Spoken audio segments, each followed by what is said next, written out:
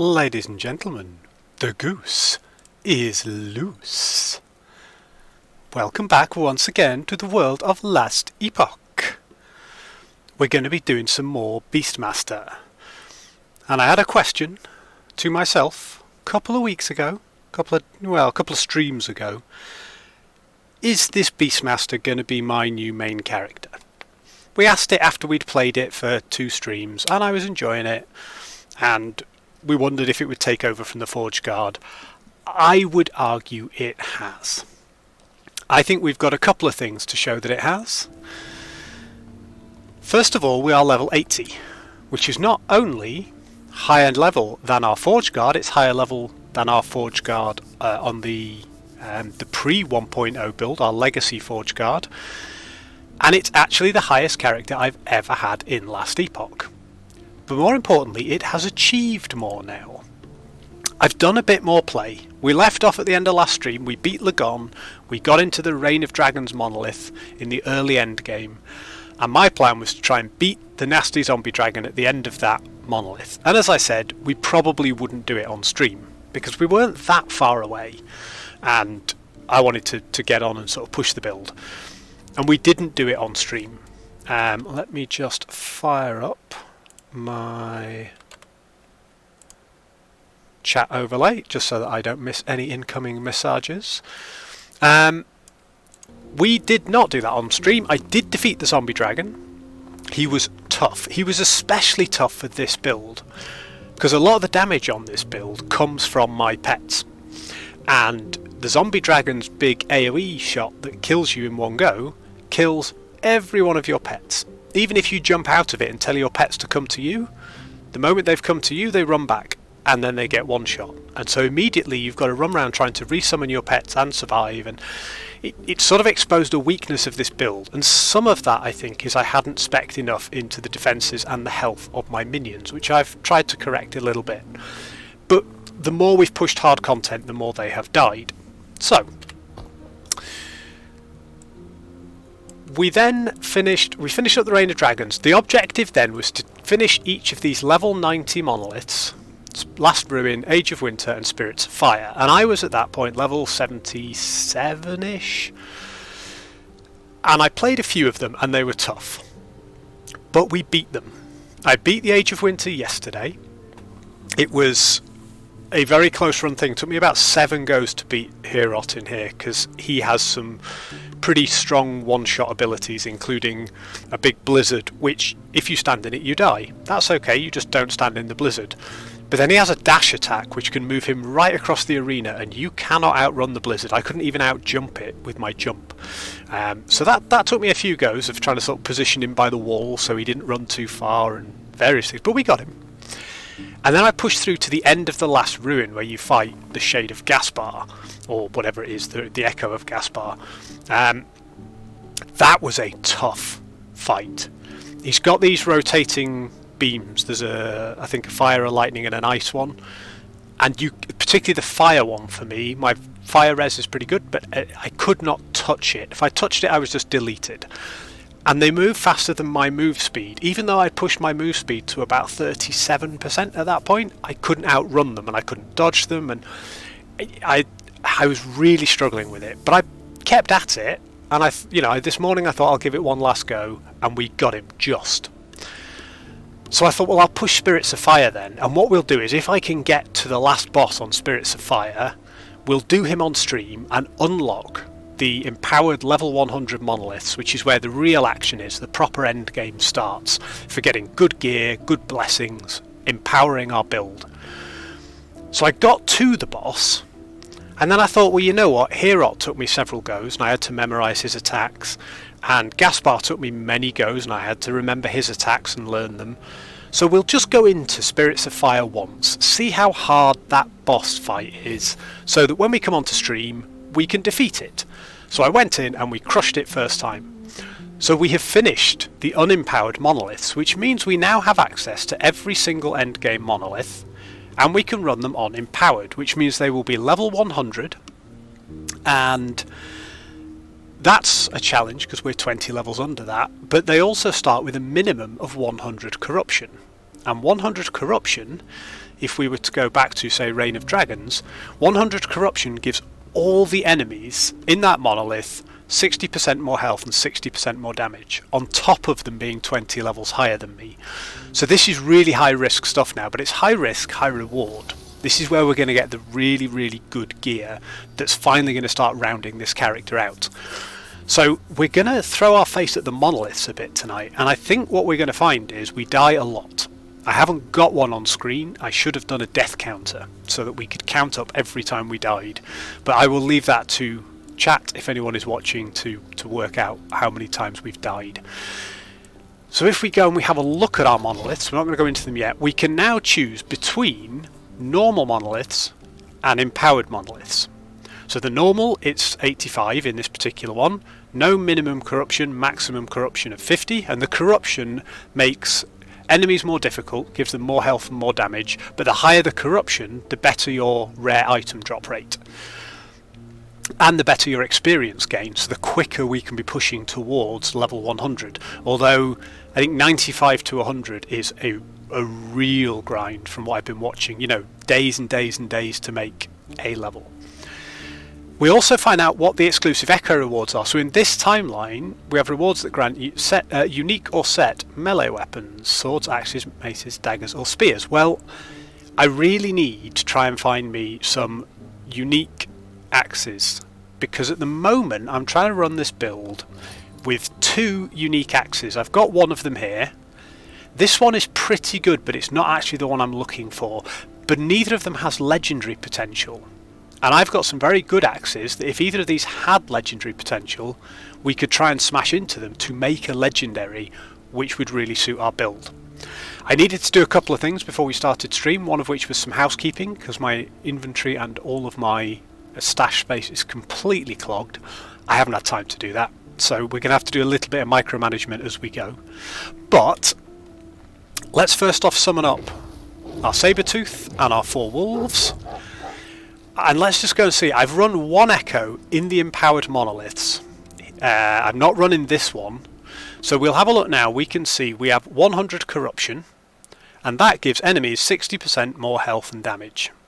But it gives me 60% increased item rarity and 60% bonus to XP.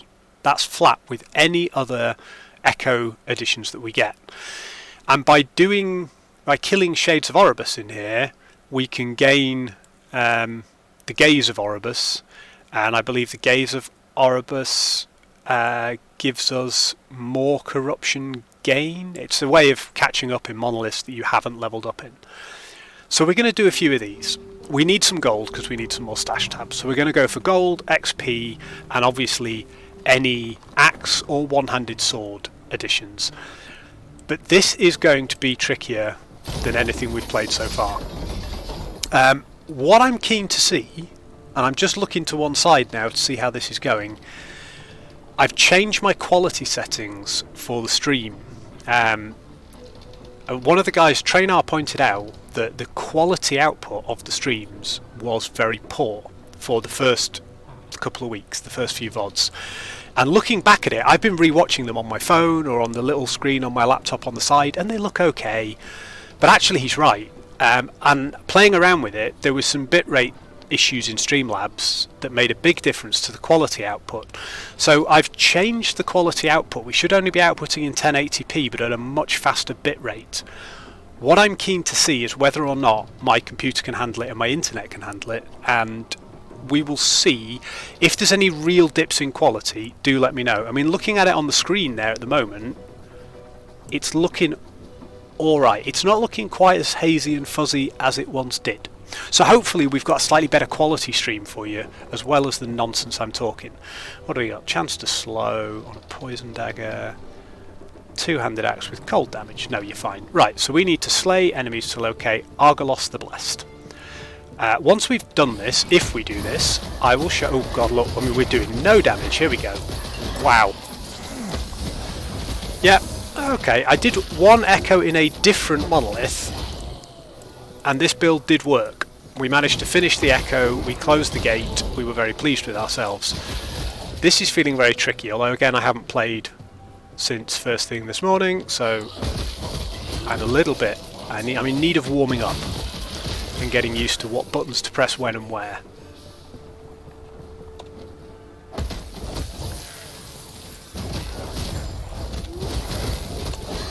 Whoa! Yeah, see, they hit so hard, the big dudes now. Our build is still terrible. Well, our build is good. Our gear is still pretty terrible. So we are in dire need of additional resources and certainly more defences. I have changed my passive tree a bit to up my defences and my health. So my health has jumped from just over 1,000, sort of dribbling in around 1,100-ish, to 1,400, without gaining a significant amount of levels. That's pretty much all coming from gear and passive tree.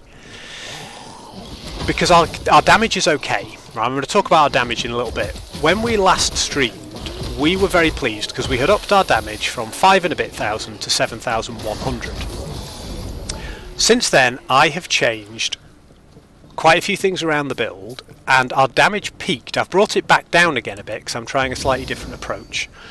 But I had my attack speed through the roof, and we managed to get our damage to peak at about 10,100, 10,200 with a weapon that I'm not currently using, but still have. That doesn't take into account the scaling. So looking at this now, the first tick of that, he was doing 33k, because we have stacks of Aspect of the Shark. So if we kill stuff or we hit bosses, we gain these stacks here, Aspect of the Shark, and they now stack up to 10 times. And each one gives us a huge bonus to attack speed and damage. And that scales really quickly. So the most I've ever seen, and it doesn't last very long, so it's hard to snapshot it, but looking at it, and oh, here we go, we found the dude. There we go, we can do echoes. The most I've ever seen in terms of numbers whilst going around and fighting is about 55,700 when we're really rocking and our damage buffs up and our speed buffs are up and everything. So damage isn't a huge issue. You'll notice I'm looking at daggers now, and that's because I'd filtered all daggers out because I thought, you know, we don't use daggers, we use swords and axes and big scary things. But actually I found a few base daggers that do an amazing amount of damage, have a really good crit strike, and the attack speed is huge on them. Yeah, no, you're fine with that. We'll take that. See, that, for example, is one. That is an obsidian dagger, so it comes with a good base melee damage, good fast speed, percentage bonus to critical strike chance, and percentage to physical damage. So the base on that weapon is really good. I've got one of those that's almost perfectly rolled and or crafted. I got it to a point where I was really happy with it, and if we swap back to it we will gain about another 1,000 DPS, but we won't gain the special ability of this axe, which is a massive amount of overkill damage leached as health, and up to 255% bonus physical damage every time it stacks up as we hit bleeding enemies, and there's a good chance to bleed on this axe. So I was sort of trying to work out whether that made up for the loss of raw DPS as we went over time. And I'm not quite sure yet. I don't really know what the answer is to that question. But we are able to do echoes. And so really what we need now is we need echoes done. We need levels. Not too many of them. We probably need to be in the 85 to 90 range to start finding this easier. But we need gear. And we've got gear. We've got quite a lot of it. In fact, we've got too much of it. So I've got stash tabs of exalted items. They're pretty much all full. I've tried clearing a few. I need to clear out some of this. A lot of it's junk that early on I didn't know if it was good or I wanted, or I thought I might want it for another build.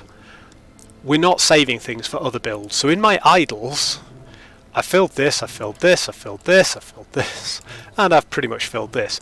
So this was where I was storing the spare idols for job roles or for classes that I wasn't going to play.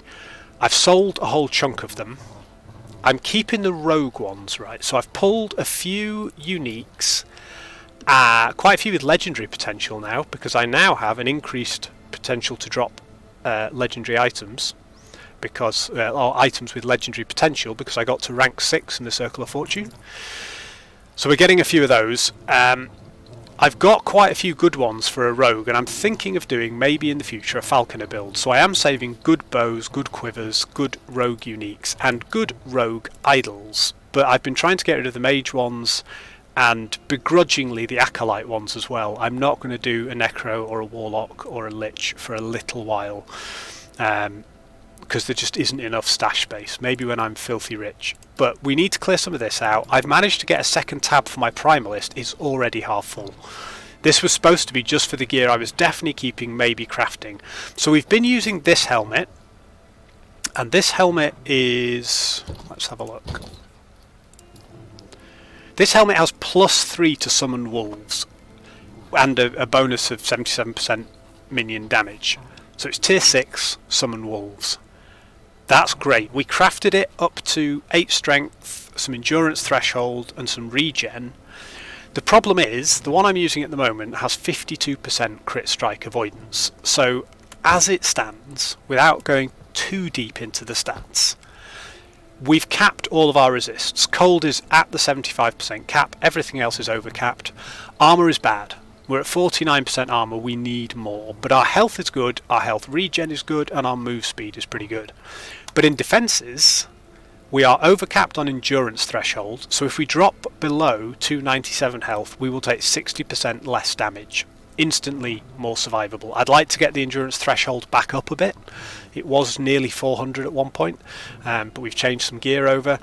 Crit strike avoidance is 91%. So if somebody hits us with a critical hit, there is a 91% chance that crit will be turned into a normal hit. And if we can get 9% more, we are immune to taking crits. So no sudden explosive burst damage that will just kill us. Right, let's just throw away some of these. So under uniques, we don't have one of those yet. That has no legendary potential. That bow's quite good for a fire build. That's another one of these daggers. So the one that I have been using is this one.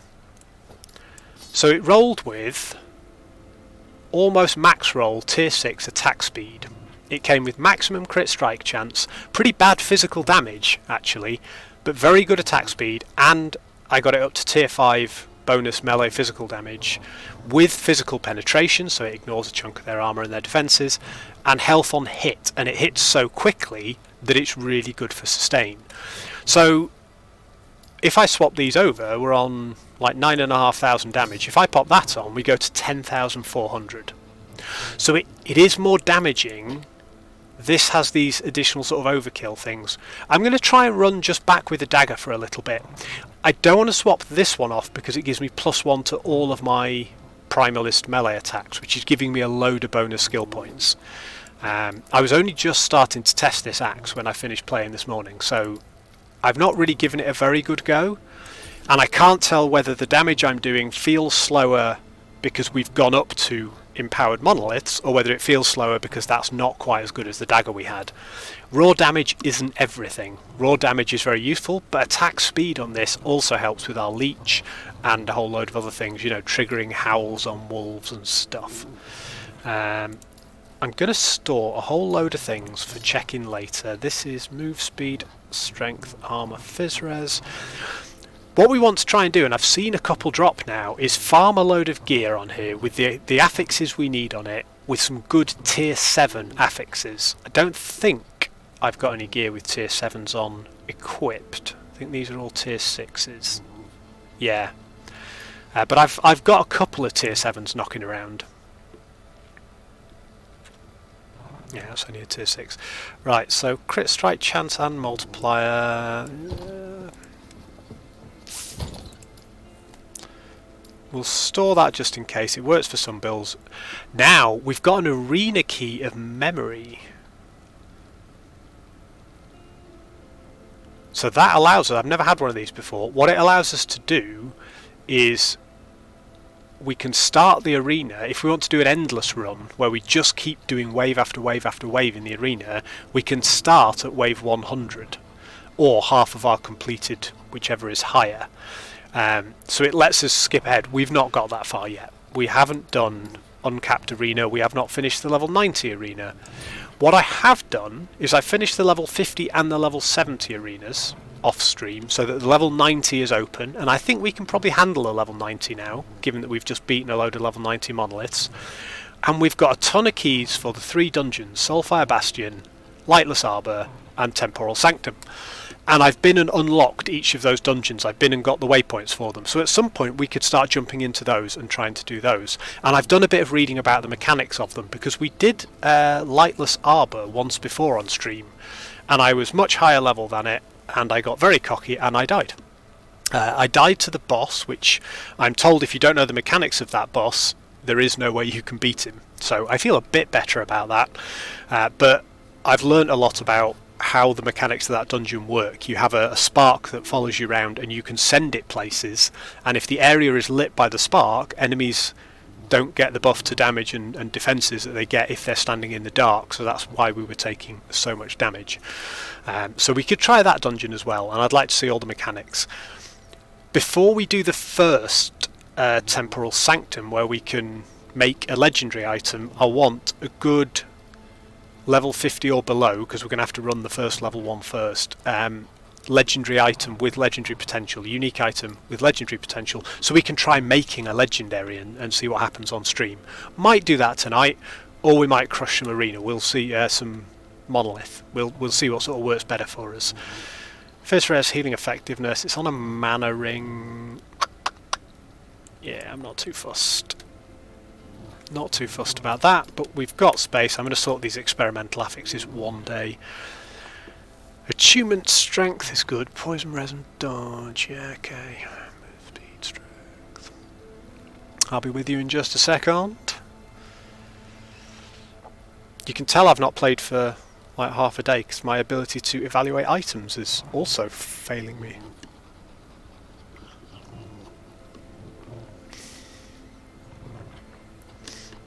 That's a better set of boots, and we do need to start stacking vitality.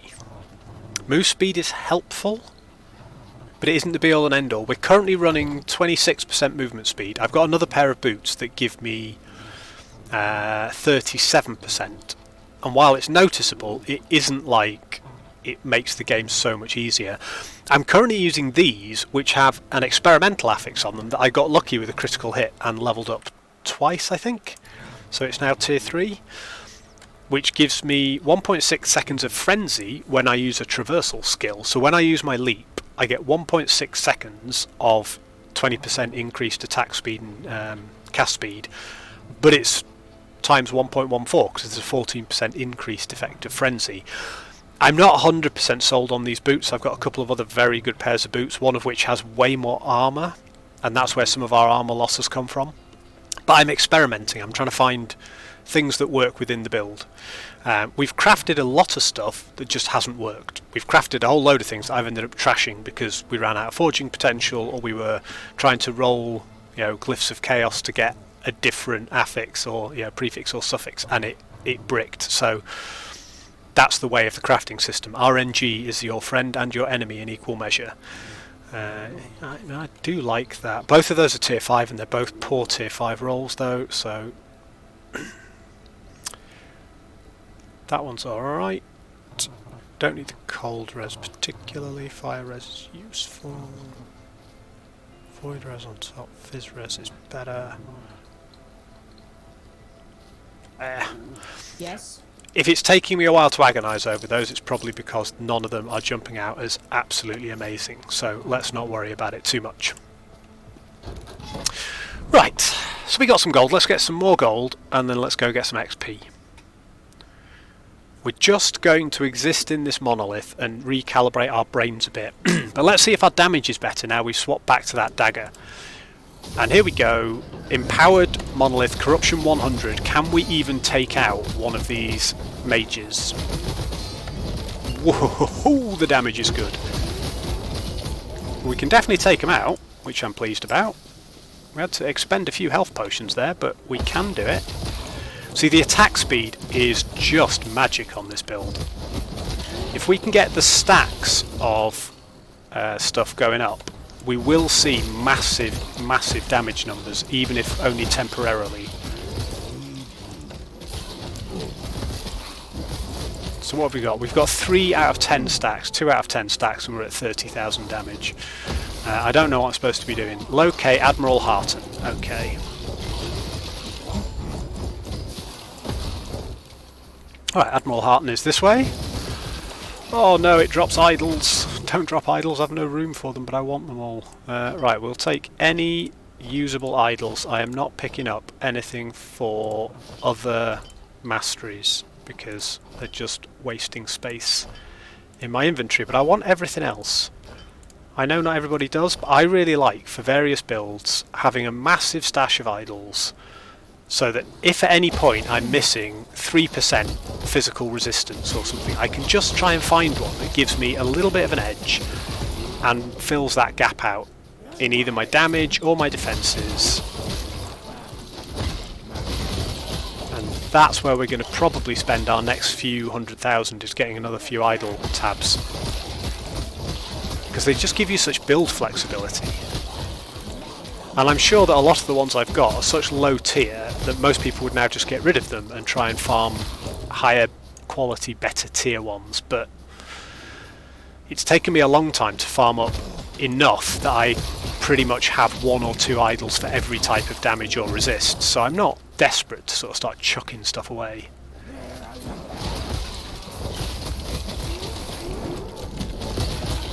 See, we get such a massive buff to damage. What are we on there? That's 17k. It's a real snapshot, and it isn't particularly useful or accurate, but the fact that we're starting out at 10,000 and it only gets higher as we kill more stuff makes us feel... Here we go. Right, there's 81. So we're levelling up quite quickly in the monolith. That bonus to damage really helps. And actually, even the bosses are not terrifying us. So this is good news. We are at risk of getting popped. That is no surprise. But we're perfectly capable of completing these echoes, which is great. Because ultimately what we want to do is complete these echoes and fight the bosses, because I've got a blessing from most of the monoliths now. So my current blessings are 14% increased drop rate on unique items, 36% void resistance, 40 mana, 39% crit strike avoidance, 26% fire resistance. You can see that one's very low, but the options I had from that monolith were terrible. 16% chance to shred physical resistance on hit, and a 17% increased helmet shard drop rate. And helmet shards, I believe, are anything that can drop for a helmet. Might be specific to helmets, which includes, for me, +1 to wolves. So I want that. If I'm reading that correctly, I think that's going to give me a better chance of getting the +1 to wolves shard dropping. So we're missing 3 blessings, and those are from the 3 monoliths that I haven't yet done at all. But if we were to look at this is the from the Reign of Dragons that we're in now, We got 39% critical strike avoidance. The range of that is 30 to 45%. I believe if you do it on empowered, the range goes way up. It goes up to maybe 100%, maybe 75%, but you could get a much better rolled version of that. That means you got 100% crit strike avoidance without having to build it into your gear. So we want, ideally, a good blessing from each of the bosses in the empowered monolith, and then we want to be pushing our corruption up beyond 100 because that will let us get better gear, and we'll be able to get unique drops from the bosses that only occur above certain levels of corruption, like corruption 200. So that's what we're working on. So we got this. What was this? 3 volatile zombies summoned. Useful for a build. I keep picking up things that say you should really do a necro or a warlock next, but I'm not thinking about next. There is no next. We are only focused on getting this build to work. Now, to get another tab we need 130k. We have got enough room in there at the moment just to ditch all of these. We'll worry about this later. We'll just have a quick look at these. And what I'm really interested in is anything that buffs aspect of the shark. So I haven't got any on at the moment actually, because these are just rounding out my resists. This one's giving me a good chunk of poison resist and healing effectiveness on my minions. What I'm hoping for is to be able to put in, there are some idols that give me a bonus to the effect of my aspect of the shark, so I'll do even more damage per stack. But I really want the one that gives me more duration, because then I've got more time for them to build up and to overlap, and we can really start hitting people. They will stack up to 10, and I've only ever seen it hit 10 once when we were really intensively farming big packs of stuff. So I'm not worried about overcapping on it particularly. At the moment we're putting points into Boar Heart, which is giving us 1 to strength, which will give us damage and armour, and it's giving us a chance on melee hit to proc aspect of the boar, which lasts for 4 seconds and gives us at the moment 24% flat damage reduction before anything goes through. So that's where we're scaling our survivability. I changed a couple of things. I put 5 points in here to give myself 10% increased health and 40 health every 3 seconds on hit. I've maxed out this, which is flat health bonus plus 60, because you need, if you're going to get your health up, you want a mix of flat health bonus and health percent. There's no point having 130% bonus health if your base pool that it's multiplying by is quite small, because the addition you'll get won't be very much. There's also no point just stacking 500 points of bonus health, when if you did 250 points and then a 200% bonus, you would end up with more health. So it's a mix of the two. But this also gives increased companion revival speed, and my companions have started dying quite a bit, especially in boss fights, and increased companion health, which will stop them dying in boss fights. So we have been working on that. Right, let's get rid of this. Take care. Just seeing how quickly we're building corruption. I believe in the empowered monoliths, and in fact, so yeah, 850 stability, we unlock the quest echo. So I believe in the empowered monoliths, we don't need to do all these quest echoes. I think we can just go right to the top one and fight the boss, rather than having to do all the quest echoes again. But I'm not sure, because I've never done empowered monoliths before.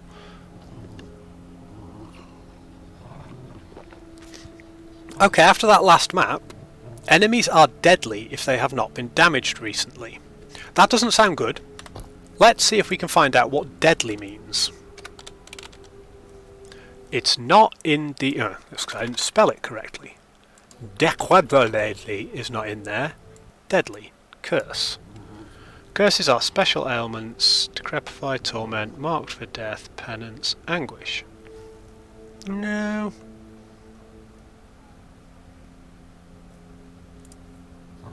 No, I don't see anything in there, so I don't know what deadly means. I'm going to go with not good, but we'll find out. Let's go here. We're not actually getting far away from the middle. We're not getting anywhere where we can farm more corruption, which we need to be thinking about now, because we want higher corruption. But I do want the XP.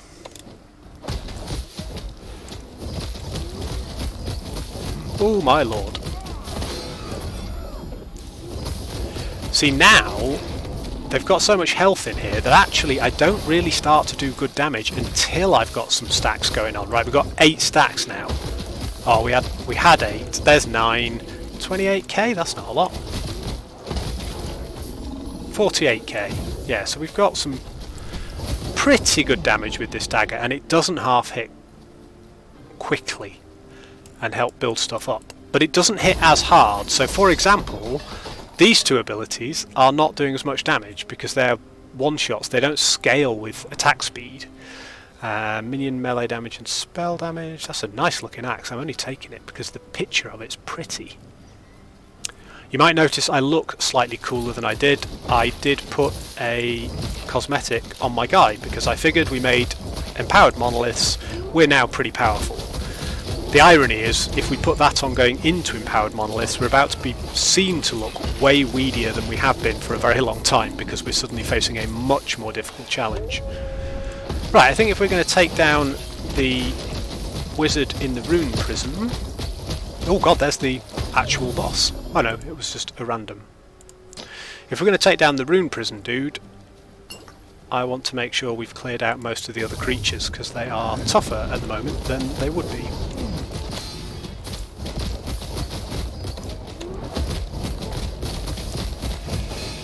Whoa, aren't they just?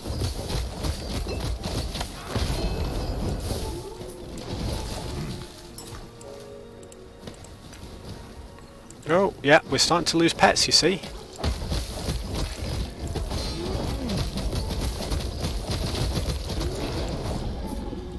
Right, we need to slay the forged soldier. So there's a balancing act now where we need to gather and craft items to improve this build. Leveling up is not going to give us huge power spikes because we've maxed out all our skills. And we're only going to get a level, I think, every maybe half an hour at most, even in these more difficult monoliths, because we're now getting up in levels. And that's going to give us 1 passive point. And while that 1 passive point can sometimes make a huge difference, typically it's a little bit of a buff to sort of gradually improve our character. So our only big changes are really going to come from gear. We're going to need to find some good stuff, but more importantly we're going to need to do some strategical and lucky crafting to really stop that happening. That's the problem here. I mean, look at that lightning storm. Da-dum-dum-dum. Storm wisps. Loads of them. We weren't pulling 1 or 2 storm wisps. We had a screen full and they just went lightning. And that's us done. Now I think in empowered monoliths, do we lose corruption for that? I don't know what we were at in terms of stability, but I think we lost a chunk of corruption. So that's a shame because we can't get the XP from there now, and if we want the gold we've still got to finish it. But we can keep going down here. Now we came in here looking for axes. There's axes down here, so let's go looking. See what we can find.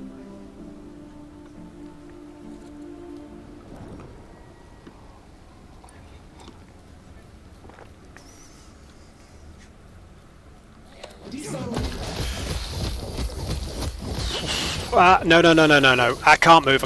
I'm dead. This is it. I think we're done. We're out of potions. We are completely and utterly screwed, yeah.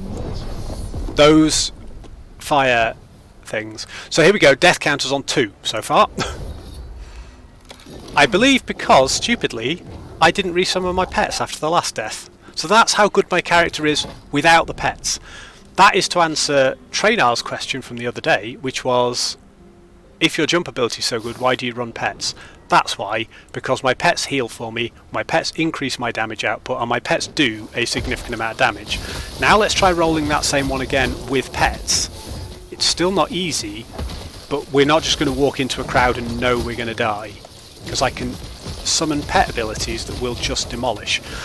I'm quite surprised actually that the pets are as good as they are. I'm used to pet builds in other action RPGs where they're useful and you can sort of make them a bit tanky and a bit get in the way, but I'm not used to the pets doing the damage for you.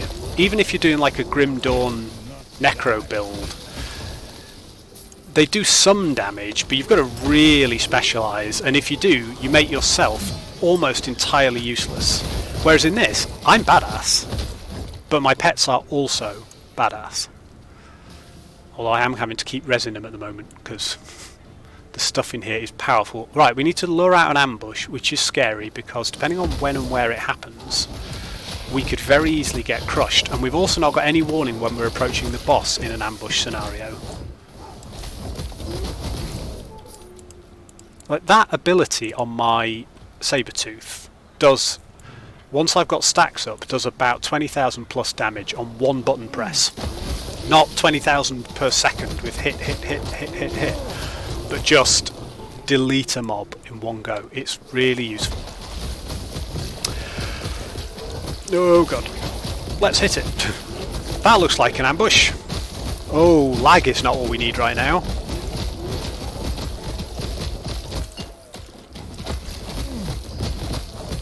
I'm pretty sure this is the ambush. Let's finish him.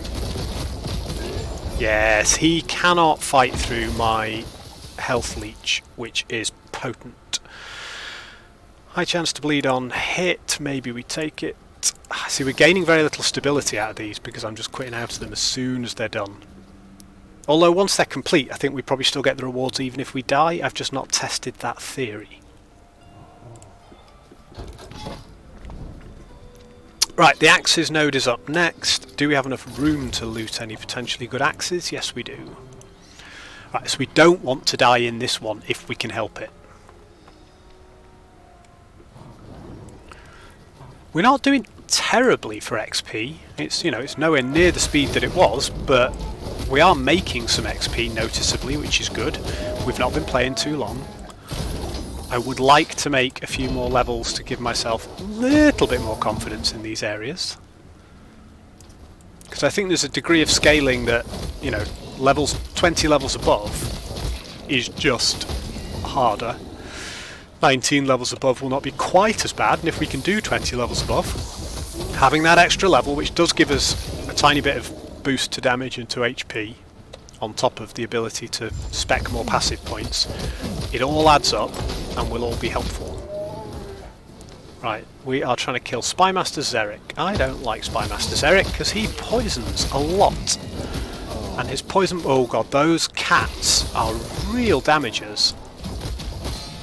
Yep, there he goes, he's taken out a wolf. Might have lost this one again. Those Sabertooths are evil. What on earth? Oh, it's these guys.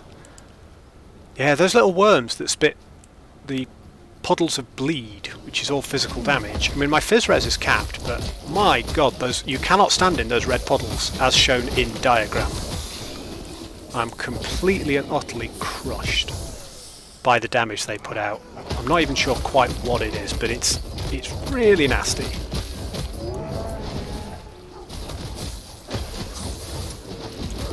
But I think the way this is going to work for us for a little while is we're going to play these and we're probably going to die in every other one. But I think we're better off still playing these and dying and losing out on the rewards, but getting some rewards and some XP in order to level up, gain some items, and then every now and again come back, craft some stuff, get a bit better until we can really happily survive. Once we're at a point where we are stable and we can just crush these monoliths like we could the level 90 ones without really worrying about death, which is going to happen to us again here because we're out of potions again. Yeah, these little worms, man. They're just buggers. Get the dogs up. Who let the dogs up? Here we go. Right. That was a close run thing.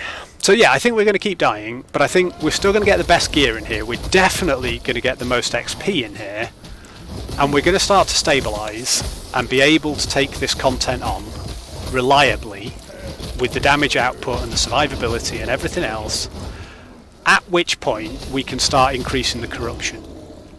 I know that the sort of hardcore streamer meta, the end game progress for most people is push corruption. Well, oh my god, we're dead. We're dead.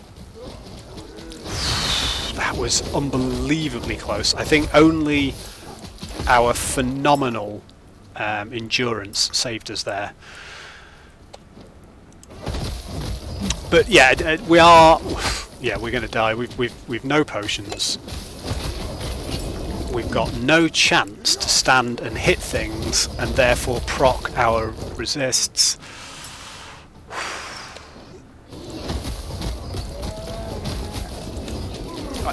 You can tell it's really good because A, I'm not talking as much, which I think is probably a benefit to most people who've seen this channel before. B, I cannot multitask. I'm not talking anything useful, and I can't hold my train of thought at all because this is difficult, and it should be. You know, I'm pleased. This is my own build. This is not a build that I've copied from anywhere or had any inspiration from. I built it on a build planner.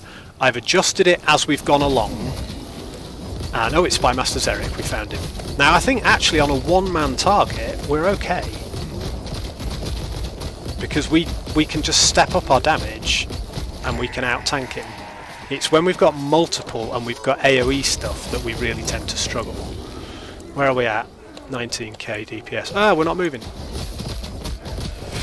I was trying to do something there that the game would not allow. I think we're going to be about a 50% win rate on some of these early monoliths. But like I say, this is a build I've done myself. And it's my first time in Empowered. We've jumped up 10 levels from the last monoliths that I was playing, and I was struggling with those. We were starting to really struggle. +1 to Tornado, I need to get rid of that. That shouldn't be in my loot filter anymore. So this is my loot filter. We've not looked at this time round. So we were looking for... We just don't need to pick it up, do we? What have we got though? We've got Sabertooth. Is that even in my loot filter? I bet it's not. No, we haven't got level of Summon Sabertooth in the loot filter, so we just need to adjust this a little bit.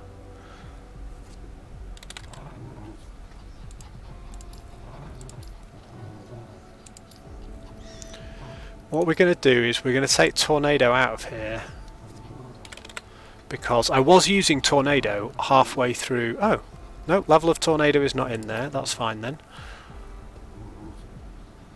So we just want 35, that's fine. So we can go through, and this is our list of affixes that we are looking for. And we just want to add level of Sabertooth to that list of affixes, because it's a skill we weren't originally using, so I wasn't filtering for it. You know, I would take it when it came up, not that I've seen any. But now we are actively hunting for it. But editing my loot filter when I'm ready to start looking for a new affix, or we've changed skills or whatever, is as simple as this. It's got a complete search function.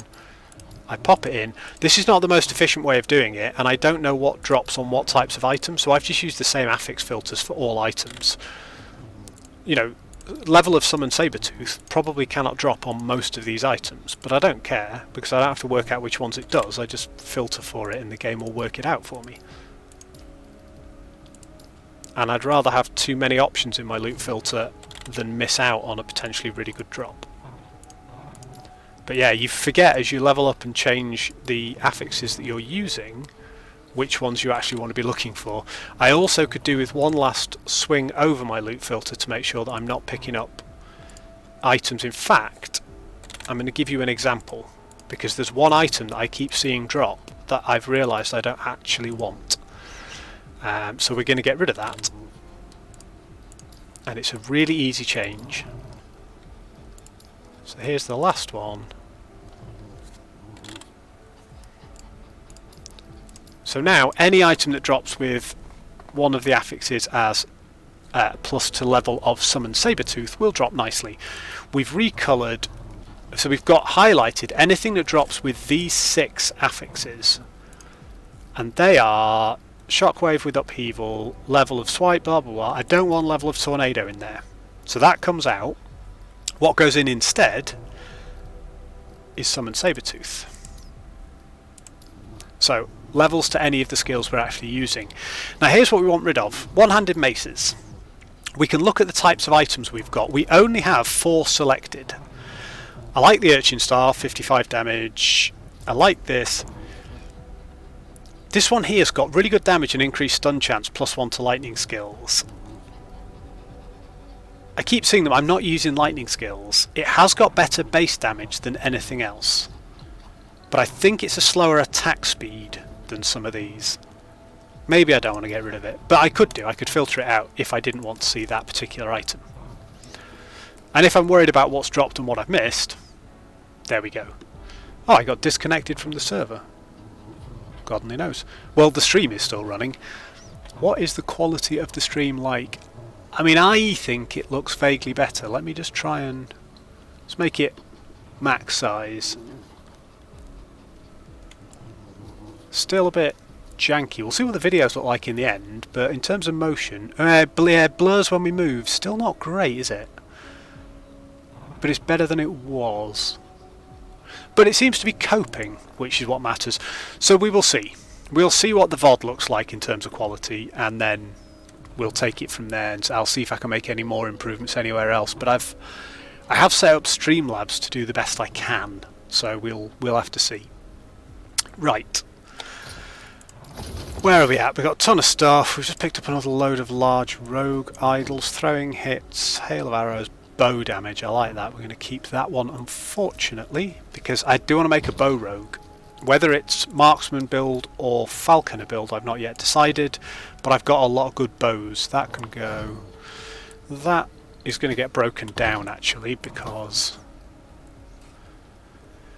now, I learned this. This is quite interesting. So it's got tier 2 levels of tornado. So what I've been doing up until now is using a rune of shattering to break the item down, take all the affixes off it and destroy it, and then randomly, hopefully, grab a shard of the affix. And when you do it with the rune of shattering, it will roll a random number between 0, so it will take each of them, but then for each of them it will roll a random number between 0 and the tier of the affix. So this physical resistance one is tier 3. So I will get between 0 and 3 shards. The level of tornado I could get between 0 and 2 shards, and I really want 2 of them. But if I shatter it, I could get none, I could get 1, I could get 2. If I take a rune of removal, it will remove one of these 2, and it will give me the maximum amount back. So if it removes level of tornado, I will be guaranteed 2 of them. Watch this. So it took the physical one, +3, +2 tornado shards. So the rune of removal is actually a better way of getting targeted runes off. And if you've got a exalted item, so this one here has tier 6 minion melee, minion spell damage. If I want that really badly, if I use a rune of removal, might have to use it a couple of times to hit the affix we want, but we will get guaranteed 6 shards for that. Same here, we would get 6 melee physical damage shards. So it's something I've learned. Right, let's have a quick look. I've got a number of these axes which are very good, and I was saving a purple one, hadn't realised I've hit a level where I can use it. Here we go. So this one, they give melee damage, minion melee damage, and chance to bleed. That's not a great minion damage or chance to bleed damage. Damage over time, and it's got bonus chance to bleed on hit. I think we had another one. That one's not bad either. That's essentially a non-legendary version of one of the ones we've already got. Here's the other one. This was the one I was saving for a while. I need to keep moving this Twitch chat window. This one's got increased melee damage leached as health, and more importantly, it's got an almost max roll on the chance to bleed. So it would support that bleeding axe much, much better. It's got minion melee damage and chance to shred armor, all of which I like. It's got 52 forging potential, so we could craft this. The minion melee damage leached is tier 6, but it's not a good roll. It's almost the lowest roll possible, tier 6. But we've got tier 5 on chance to shred armor, and it's not a good roll on that either, really. We've got increased melee damage is only tier 2, minion and melee and bow damage is tier 2, so we could up those two, or we could try and swap them around. We've got a lot of forging potential to play with. if we got this crafted to the stage that we're really happy with it, and it's got 4 affixes we really like, all we need to do is find a legendary potential version of one of the unique axes that we're going to use, and we can smash this axe into the unique axe to make a legendary axe that has the abilities of some of this as well as all of the unique. And then I think we'd start to see really big gains. But there's some serious sit down and number crunch to where we need to go now in terms of optimizing our gear. See, there's a few items on here that I've had for ages that really want replacing, but are very difficult to replace. The main one's my body armour, right? I could equip this at level 66 and we're now 81. But it's got a max rolled tier 5 strength affix. It's got a tier 3 +1 to upheaval and melee damage, which I like a lot. It's plus damage and it gives me an extra point of skill in upheaval. But it's got tier 5 high rolled increased armour and tier 5 high rolled increased health %. So that is going to be a really tough one to replace unless I can find the right piece. I don't necessarily like this base piece of armour with the stun avoidance and the very high armour number on it as much as these. So these come with movement speed and health regen. The one I really like is this one. So it comes with armour, percentage health increased, percentage cooldown recovery speed. That's a really, really nice piece of armour for the way that I'm running this build. I would like the extra percentage health, and I've got one of those somewhere. This one as well I really like. Again, it's not on the greatest base item, it's move speed and health regen, but it's got a tier 6, I believe, increased aspect of the shark effect. Yeah, and it's not a bad roll either. It's a 47% increased effect of aspect of the shark, which is going to scale our damage through the roof. And minion crit damage and some resist and so on. So we've got lots of bits of gear that are sort of halfway there. This one's got really good cooldown recovery speed and an improved effect of haste on us, which I initially got really excited about because I got haste and frenzy confused. I thought that was going to up our attack speed, but it's going to up our movement speed, which is nice but not critical. We've got loads of sources of haste. So there's lots of bits in here that we could potentially craft, and I'm starting to get a little bit to that point where I'm a bit stuck with doing it. But more importantly, these aren't things I want to do on stream because I don't think they're that much fun to watch. So what I think we will do, we might run one more Echo. I'm going to sell those two, and then I think we will try and do one of each of the dungeons, because we're going to have to finish the lower levels of the dungeons to get to the higher levels. I've only completed one of the 3 dungeons so far, and I want to complete all of them so that I can see the mechanics and we can see what the reward is at the end, and I want to sort of get to that next level unlocked. So all of those are progress on the account, and everything we do now is can we get a bit of progress and a bit of progress until we find the next fantastic drop, which is always getting closer with Circle of Fortune and so on. Yeah, okay, don't care about that. I don't actually care about that either. That is a very high roll tier 6 melee physical damage, which is really good. I mean, just out of interest, 10-4. Yeah, it's nowhere near as good, but it's got the potential to be very good. Attack speed, attack damage, blind on hit, damage over time for minions, and a very high % bleed chance, and maximum minion damage, almost maximum bleed on hit. Yeah, there's potential in all of these. Experimentals, frankly, we just have room for at the moment. Right, that's enough management. Yes. You can sort of see now why I could have done with sorting that out before stream o'clock, because I could do with 2 stash tabs empty, so that anything that I'm not 100% sure on while we're streaming, we can just dump in there and then crack on and do something else, so that we've got some interesting content. And at some point you guys can sit and watch me craft stuff, because at some point we're going to hit a wall and we're going to have to. But I'm not in the right headspace to sit down and carefully craft items this evening. We might, if we find something really good, try and get ourselves a step up. So the first dungeon we are going to try is the only one we've done before, and that's Soulfire Bastion.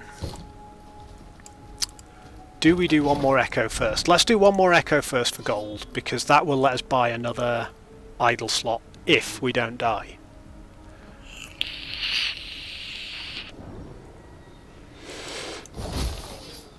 Right, what are we doing? Destroying blood spires. That'll be fun. Whenever you have to destroy spires, it means they're going to be firing random stuff at us, like that big pile of blood over there, which is going to make standing still anywhere pretty risky, especially at our current levels of survivability. So, oh, see, it was these things that killed us last time.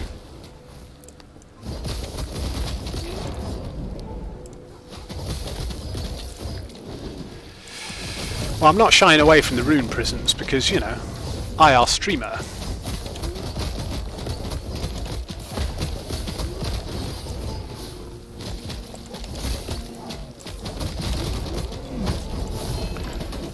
And that processed a prophecy for us and got us some cool stuff, although I nearly died picking it up.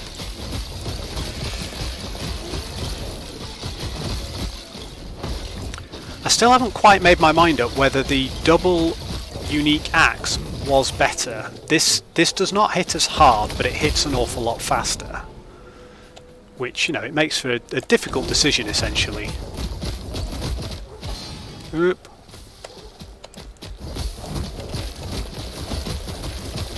Destroy it. There we go. Right. Oh, we've got some shards there. We'll take them.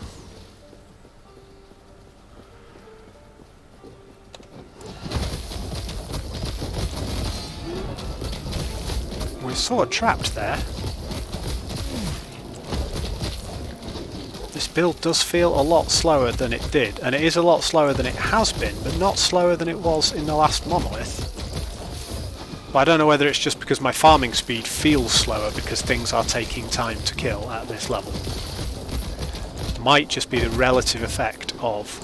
I also, at this point, really need to be watching out for the modifiers because they're going to really start to stack up and make a massive difference. I mean, we did have that modifier where all enemies were deadly for a couple of echoes, and we definitely died in one of those echoes. So, you know, deadly seems to work as written on the tin. I don't know what it means, but it was indeed deadly. These don't seem as deadly, but then that's famous last words. This is where Trainar pops in and clips another clip of me dying, having said, "Ooh, we can die soon. Look at all those fireballs." Again, I'm having to play this game. I didn't sign up for that. I signed up for demolishing stuff.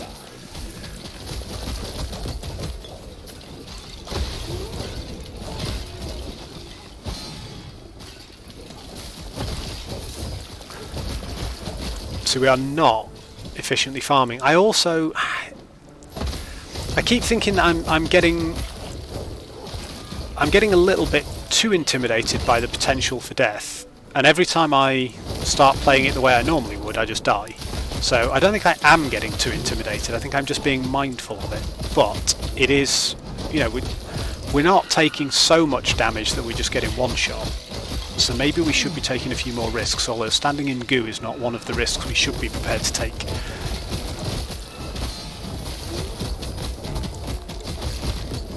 Come on! There we go.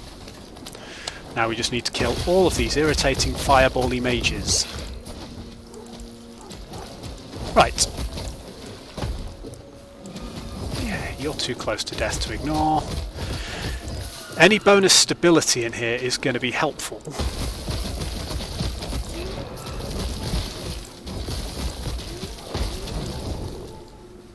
But not essential. We are totally capable of doing them. You've just got to really be on your guard and make sure you've focused on what you're doing. Right, this is the second one of these Shrouds of Obscurity that I've had, which is it's a low-life ward rogue, acolyte item. I've got two of them. They've both got one legendary potential. for now we're going to save them both, in case I try and craft one and brick it, and we can craft another one and brick that as well. Yeah, this one's quite good as well, okay.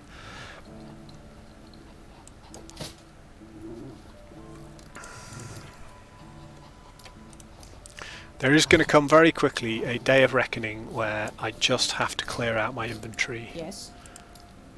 And or buy more stuff. Right. No, that's not what I asked you to do. Yes. Get rid of that. Right. So Soulfire Bastion's over here. So this is a dungeon. I'm not sure, but I think we have to do the level 45 version first. This is a dungeon where you gather soul shards for killing enemies, and you can use those soul shards to switch a shield that you've got, which gives you invincibility to a certain damage type between fire and necrotic. And different enemies in the dungeon do either fire or necrotic, and the final boss does both fire and necrotic, and he covers the floor with different versions of it, and you have to sort of dodge those for a bit, and then the whole arena becomes necrotic, and it all becomes quite challenging. I don't think the level 45 will challenge us, but I also don't know whether it's going to let us do a higher version. No, we have to start at 45. Because killing creatures in this dungeon earns us these souls, and at the end of the dungeon we gamble using those souls to buy items, we actually want to kill pretty much everything in this dungeon. A lot of the dungeons you want to sort of race to the last room and to the boss and get it done so you can get to the mechanic. But in this game, doing the creatures that you move past is part of the mechanic. So let's give it a go. We will enter the Soulfire Bastion. We will notice different stuff under the floor. So here we go. I've got the necrotic shield on. And I start with... I don't currently have any souls, I don't think. Maybe it doesn't cost souls to switch. Right, so that's fire damage. So let's switch to fire defense. And look, we take no damage now standing on the fire. And if I riskily switch back, we take quite a lot of damage standing on the fire. We would take more if we weren't in a level 45 dungeon. This is going to show you the mechanic. It is not going to show you how difficult this dungeon is when you do it on tier 3, tier 4, because we're so over leveled for it. We're probably not going to have to switch our shield. We can probably just get away with stuff. Right, there's a roadblock here we could normally get through. There's a door here to... Oh, that takes us into Soulfire Bastion. I think we should have killed some stuff before we did that. Oops. So you'll notice when stuff dies, I'm picking up these soul embers. I've got 32 of them at the moment.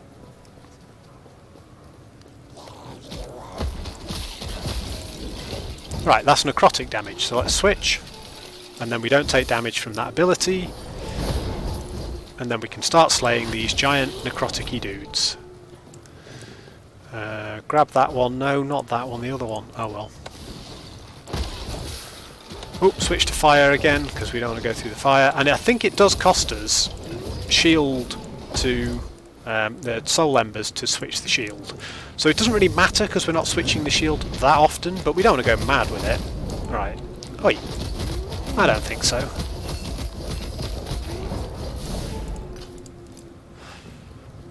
Right, but as I say, we sort of want to be crushing most things here, so let's go back to fire.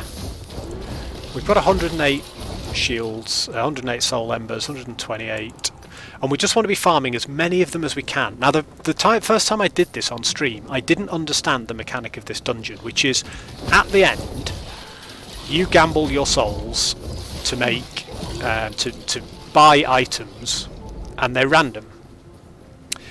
So it hadn't occurred to me that I would need to save these souls and spend them all at the end. So I spent a couple of souls, but I thought there was more dungeon to go. So I left most of my souls, exited the dungeon, and basically just wasted them. I also didn't collect that many because I was trying to push through the dungeon to get to the end to show the stream. So we didn't really do it very efficiently. And I missed that there are many tabs of different types of items. And so I found myself sort of buying a few things from the first tab and then just leaving, having gained pretty much nothing.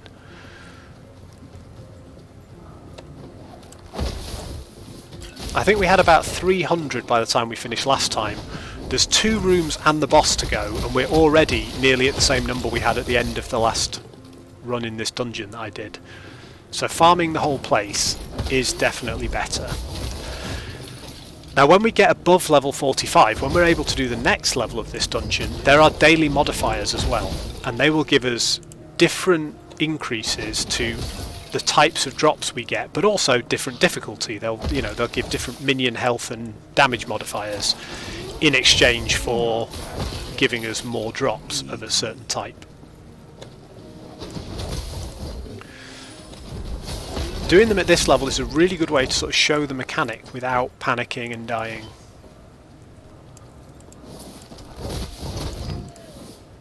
Because look at that, we're at 337 now, embers.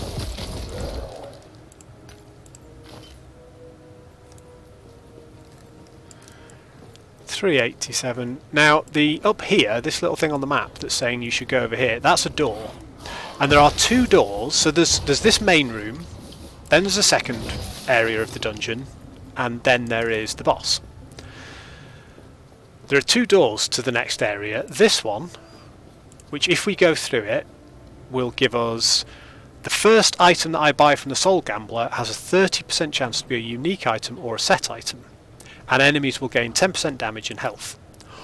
Or I could go to the other door, there's always two of them, and the other door is the first item purchased is a rare item with a random tier 3 sealed affix. Yes please. So rare item means it's going to have 3 affixes and it's going to have a sealed T3 affix. This dungeon is the only way, I believe, to get a tier 5 sealed affix, because if you run it at the top level you can get a random tier 5 affix, essentially allowing you to have 5 different affixes on your gear. So I like that door, we're going to go for it. So we've got this whole room to clear now, then we fight the boss. And it's easy mode, I'm not saying we can't die, but at least we're learning it in a slightly more forgiving manner. Shield's currently on necrotic, just so we know. I think, yeah, that's it, we have to go through this next door now.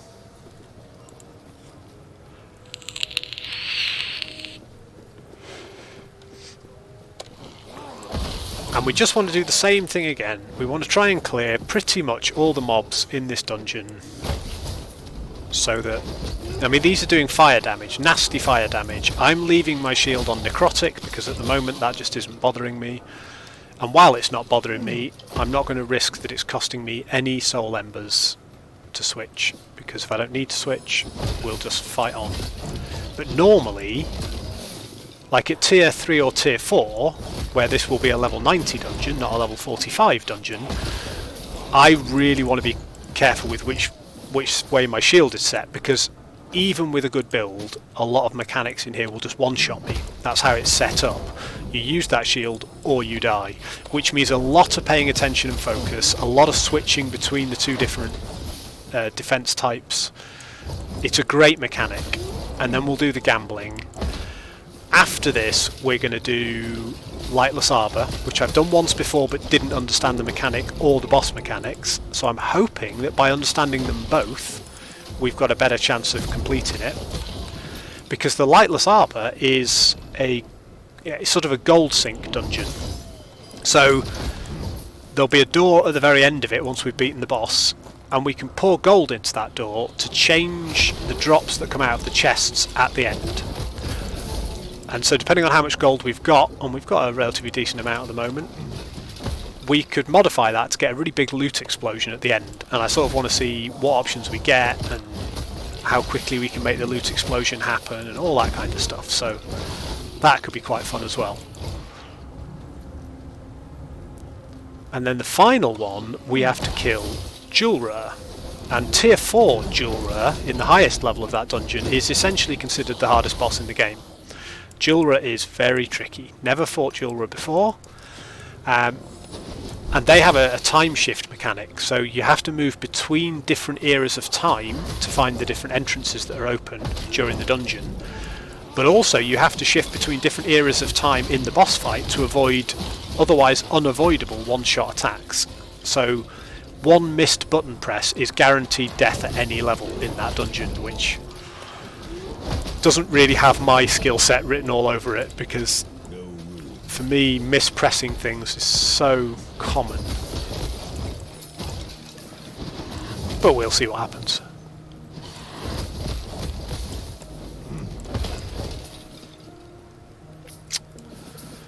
Right.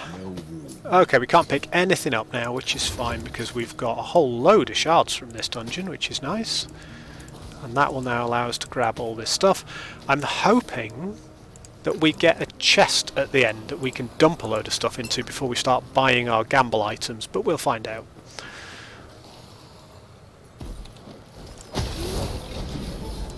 So once we found the next two doors, we found the boss. And I have fought and destroyed this boss once before.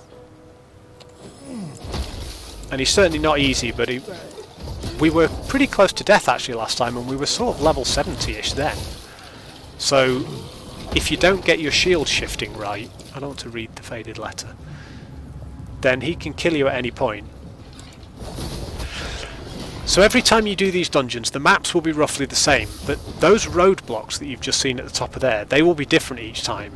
So the doors will be in roughly the same place on roughly the same map, but the route to get there will differ every time you use a key and come into the dungeon. So there's a bit of variety.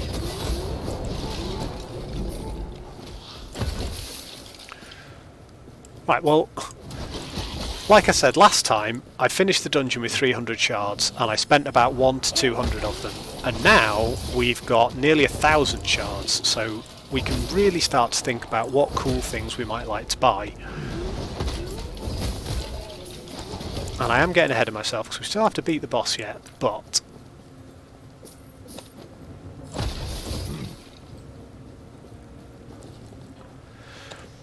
it's an interesting one here that you are actively encouraged to destroy everything in the dungeon and not just rifle through it as quickly as you can, ignore most of the creatures and fight for the boss at top speed.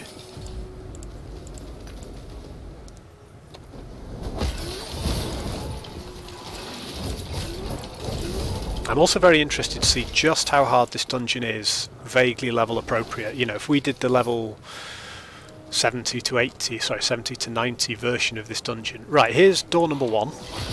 Let's see what's behind door number 1.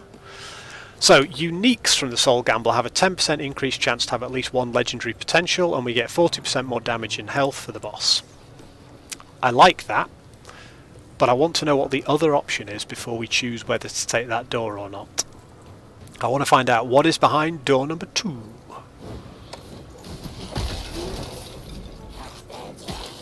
Not going to say no to all these shards, that would just seem churlish.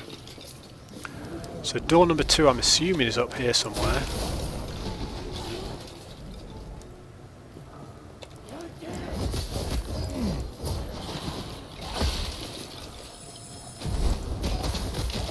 See, I've not bothered switching out of the Necro Shield because I haven't felt the need to, so you know, why bother really. But normally I would be flicking between them, and just to test, if I flick between them, I've got 1035. Yep, it costs me 1 Soul Ember to switch between them. So I'm saving Soul Embers at this level by sneaking through. The reason you would do this at a higher level is, first of all, you get better modifiers to the loot that drops by fighting tougher enemies and at higher levels. Secondly, the boss has a set of uniques he can drop, and some of them only drop at the higher levels. And thirdly, the options you get on the doors change at higher levels. So here's the other door. The lowest tier affix of each rare item has a 50% chance to roll perfectly. That's the lowest one, 30-30. No, I think I like the other door. I think the other door gives the boss more health and more damage, but the other door gives us a better chance of uniques that we can craft into legendaries, which is always good fun.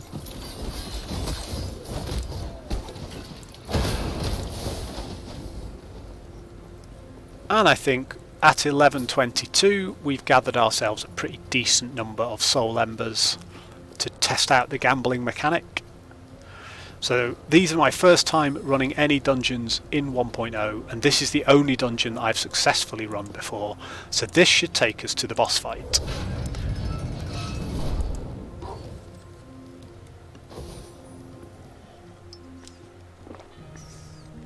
don't know if we're straight in or if there... Nope, there's an adjoining room again where we get to read a bit of a lore note. So we're currently in Necro stance. We want to remember this because...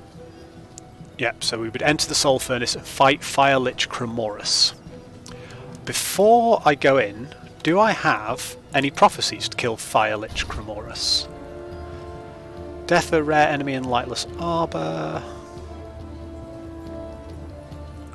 Lightless Arbor. No, so I have to kill stuff in Lightless Arbor. Those are my only ones. So that's the one we'll do next. Right. Let's do it. Come to play with fire. Now I think we're sort of cheating here because I think what we can actually do is just completely out-damage him before we have to even worry about his mechanics because we are so much higher a level. Yeah, there we go. But you can see he starts to set the floor on fire and do various other things. But we got him. So were that a higher level, that would have been very nasty, but it wasn't, so we're fine. So now we finish the dungeon, we go to the Soul Gambler, which is this guy, and we do get a chest. Fancy a deal? So we can go transfer our items, we can go to the chest, and we can ditch a load of stuff that we don't want to keep. We can also drop on the floor stuff that we accidentally picked up, pardon me. So, just for funsies, let's get rid of all this. That's nice. Ooh, Weaver's Will. Primalist Relic. 7% health and 10% minion health. +1 to all skills. 10% less damage taken from slowed enemies and a 30% chance on hit to grant one of your minions aspect of the spider. And this has got Weaver's Will, which means that it will give me +10's worth of random affixes. So either 2 +5s, maybe a +7 and a +3, but 10 points will come off that Weaver's Will as I use it and go on to random. So it could roll brilliantly, it could roll terribly, but it will turn into a unique. Into a legendary. So we'll do that. We might just use that just to see what it rolls, because if it rolls well, that could be quite useful for us. We've definitely not got any of those gloves, and we've certainly not got any with legendary potential. The Prism Wasps don't have LP, and I've got another version here, so let's just see which is best. 30, 30, 30, 7.8 versus 7.9, so we'll keep the 7.9 and we'll trash the 7.8 version. I don't even think we can fit that... we can fit that idol in here if we do that. We're having to absolutely squeeze them in right now.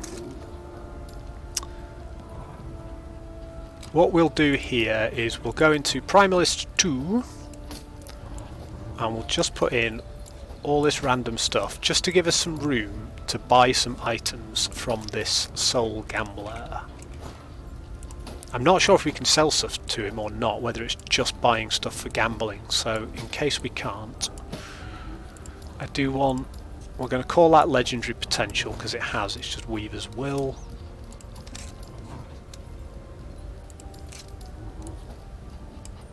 Normally I'd just click these across, but I want them to be on the other side so I remember which ones are potential trash. So the way this works, we chat to him and we gamble. So gambling, we've got 1149 of our blessed souls or whatever they're called. We've got weapons. What I didn't realise last time is we also have armour, accessories. Oh, and we can sell stuff to him. So we could flog, this is some of the stuff we flogged earlier. He's got one of these, so we've got two of these, right? These are both unidentified two-handed axes. It can either be a rare or exalted two-handed axe, or any unique or set axe that can drop randomly. So I'm not interested in two-handed axes, I'm vaguely interested in daggers, I'm more interested in one-handed maces. So I will buy it, and it can become any rare or exalted one-handed mace. So it could be any base item with any affixes, it could be complete trash, or it could roll out to be the best thing ever. All I know is it will be a one-handed mace. So it would help if I was actually clicking on the right thing. So we're going to buy this, and we get a rare item. We get a rare Eviscerating Ebertus Club of Static. Okay. These cost 35 each. Let's have a look. Helmets, boots, belts. These cost like 95 each, so we can buy quite a lot of stuff. Now I'm not bothered by amulets because I've got the one unique amulet I really need to use. The only time I would want something other than this was if I could get one of these with legendary potential. That would be much better. But we might want some relics. In terms of armour, I definitely want to buy one set of boots, one helmet. What do we? Oh, we got an exalted item. What did we get? Ugh, plus 10 intelligence, no thanks.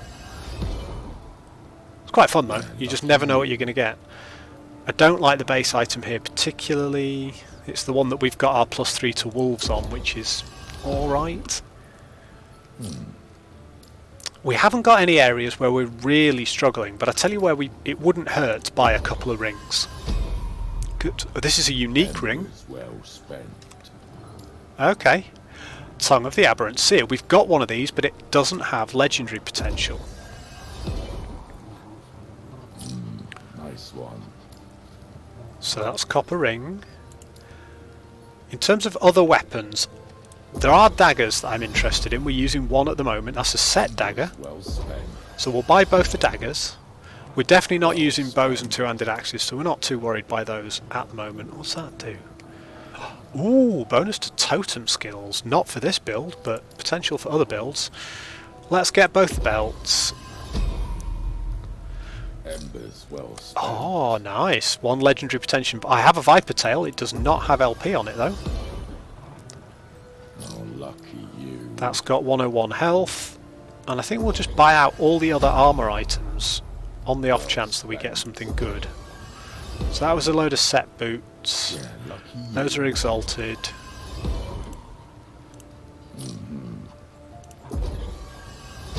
There's another unique.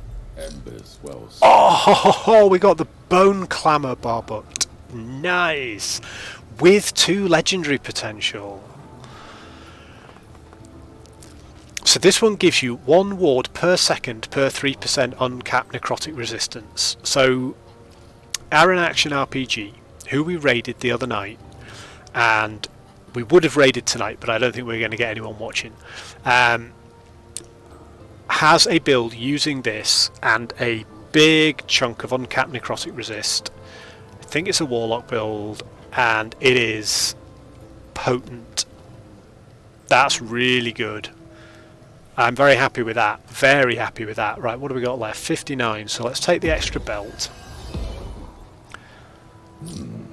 This is quite fun when you know how it works. Yeah, okay. Of the other accessories, we can't afford the relics. Can we afford any of the weapons? 35? No, we can't. So I don't think there's anything else we can actually afford. These are all 70. These are all 90. Cool. So we did quite well. We could then say to him, brilliant, we got all this random stuff from you, thanks. Is there any of it we don't want?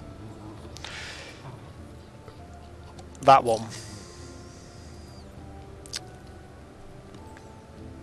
Now this is the one, the first item that we bought, which had the chance, or would have, a tier 3 sealed affix. So this has tier 3 melee critical strike chance sealed on it as an affix. So if we put it in the forge, this will show us the best.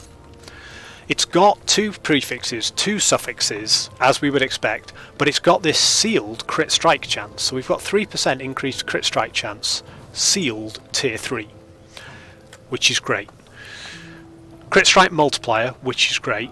Inherently this has stun chance, we've got damage, leech as health, even more stun chance, so we might reroll chance to shock on hit, but other than that we could turn this into something half decent. However, it isn't really something for this build, or something I'm going to potentially keep, I don't think. We're not really going for a big stun build. We definitely want to keep that, because we don't want to keep that. So under set items, we don't have one of these. We do, I think, have a pair of those. So which one's best? Oh, I don't want to put it there. There we go. 30, 15, 24, 30, 50, 24. Okay. 111, 177. Oh, this one's just, the new one is way better. No, sorry, that's the old one, isn't it? Yeah, the old one is way better. Right, that can go, that can go, that can go. That is one of my new favourite things and could be extremely useful in putting a build together.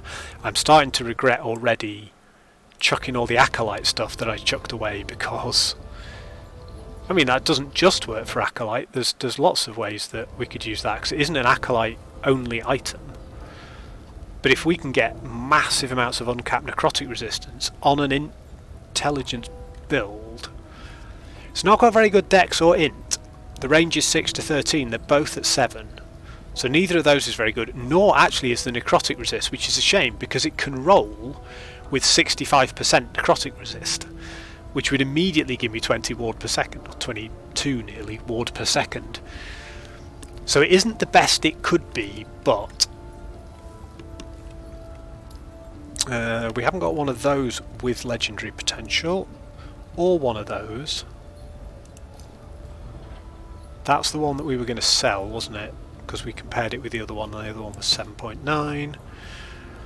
Move speed, armor, elemental resist. Freeze rain. Attunement, poison, necro, dodge. See, that's got... The problem is that the base item is faster than this, but doesn't have anything like the base damage, and is lacking the bonus to physical damage. And we've got damage leech to sell chance. It's not a bad base item, that, for putting onto another legendary dagger. Strength, mana, armor, big fat chunk of health. It is something I want to hang on to. I'm not so fussed by that. Those are quite nice, although I don't want intelligence particularly. Cooldown recovery. It's got 101 health with endurance threshold. I don't think so. I'm trying to just focus on stuff for my build. You know, lots of these could be really good items for turning into uniques, into legendaries. There are lots of good items for doing a variety of things with, but I'm already stacking up more things than I am able to afford slots to put in them. You know, I need another idle slot, for example, so we'll do that. We'll call this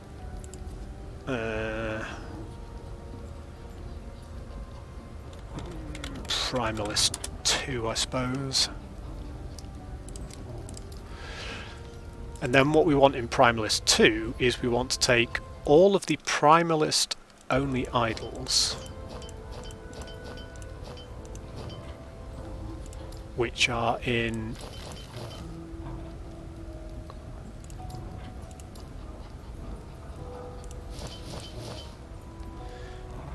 that's not actually going to help me, is it? Put those back. Don't think we've got... Oh yeah, we have. We've got a load in here, you see.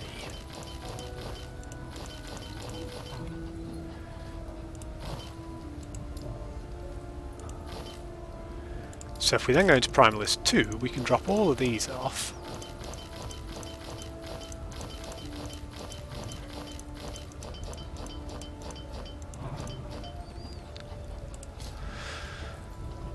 Put that there. So those are just Primalist things. Those are just Primalist things. These are those with a few of these in. This is just these. So we've got now, I mean, all of these are viable idols for our build, and these first two are viable for pretty much any build. We'll get rid of that from there. That can go back into here. So that gives us a bit more space. We've spent all our gold again. You can see how the game sort of sucks up your gold after a while if you're not careful. So we've done the dungeon. So now we hit this and it takes us back to the Divine Era, and we just appear in a random part of the map, I think.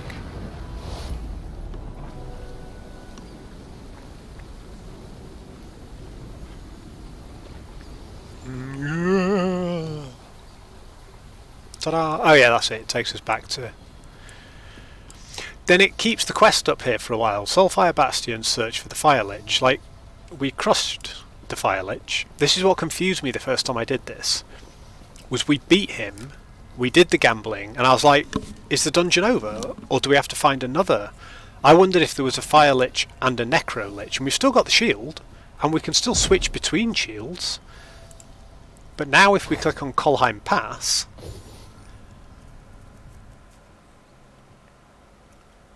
takes us back out here. We don't have the shield anymore, and we don't have the quest anymore, but we still have the Soul Embers.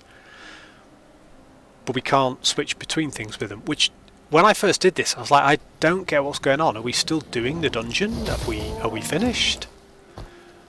So that slightly confused me. Right, what I think we'd like to do now is we would like to go to Hyoboria. I'm going to pick up a key for Lightless Arbor, and we're going to try the Lightless Arbor, and we should get a couple of prophecies done in there, and then we'll see where we get to. But first off, I am going to take a break. Now let's just have a quick look. We've got a chunk of favour. In fact, we might just have enough. There was one prophecy that I really wanted to do, and I've saved it because I didn't have enough favour for it.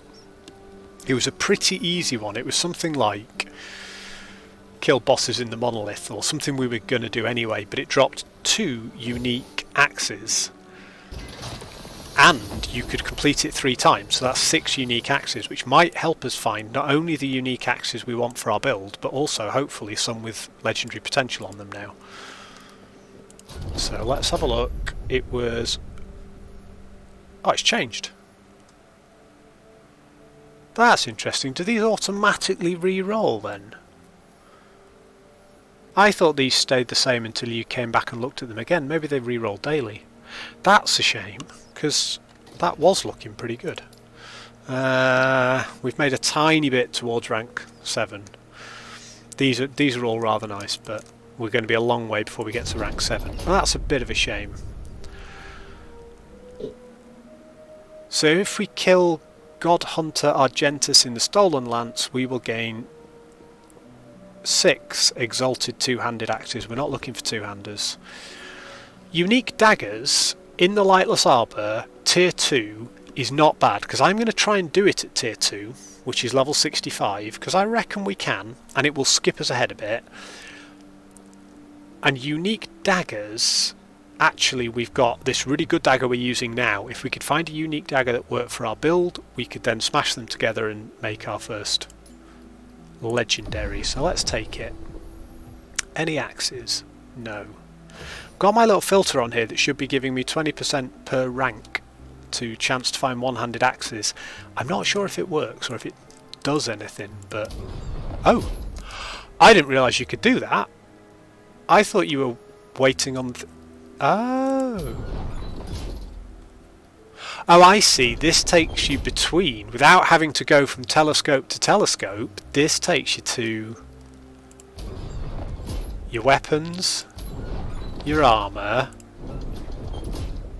your accessories, sorry, your idols and stuff, and your accessories. I've been moving around clicking on each one. Oh, how cool, that's nice. That's a nice convenient way to... and it swaps my lenses for me based on exactly what I want. Have we got anything in the Lightless Arbor, given that we're going to be going into it anyway? Nope. Kill Void Horrors in the Monolith for shards. Kill Rahe for Runes of Discovery. Arena Keys of Memory. We'll take that one. Why not? It's pretty easy. Not doing that. Death of an Exiled Mage for some Runes of Shattering. I always want Runes of Shattering, and Exiled Mages die anyway. Affix Shards, Arena Keys, Temporal Sanctum Tier 2. Death of any boss in the Monolith for Glyphs of Chaos. Yeah, I can always do with more Glyphs of Chaos. 6 Arena Keys is pretty good. We've defeated Tier 2 of the Arena, so I'm not too bothered by that. I need to do tier 3 of the arena and I will get 11 random runes. What about accessories? No. Okay. I'm just trying to spend up as much as I can, really, aren't I? So that I can slowly make my way towards the next rank. None of these. Oh, that's affordable. Giant scorpions in the monolith for runes of discovery. Yes, please. Perfect. So that's a bit of a shame. I thought we had a really cool one there, but I logged out and it disappeared. But such is the way. Right. Let us go to here. Let's get a key for Lightless Arbor. And go to the Lightless Arbor.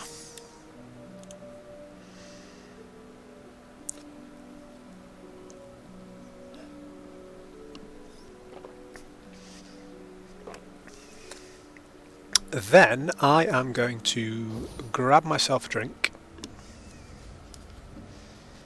Human, can you hear me? And we will try this dungeon with this little dude over here who's going to tell us all about Can you understand humans and stuff. But we have to use the power of light in this one to light the darkness and kill things.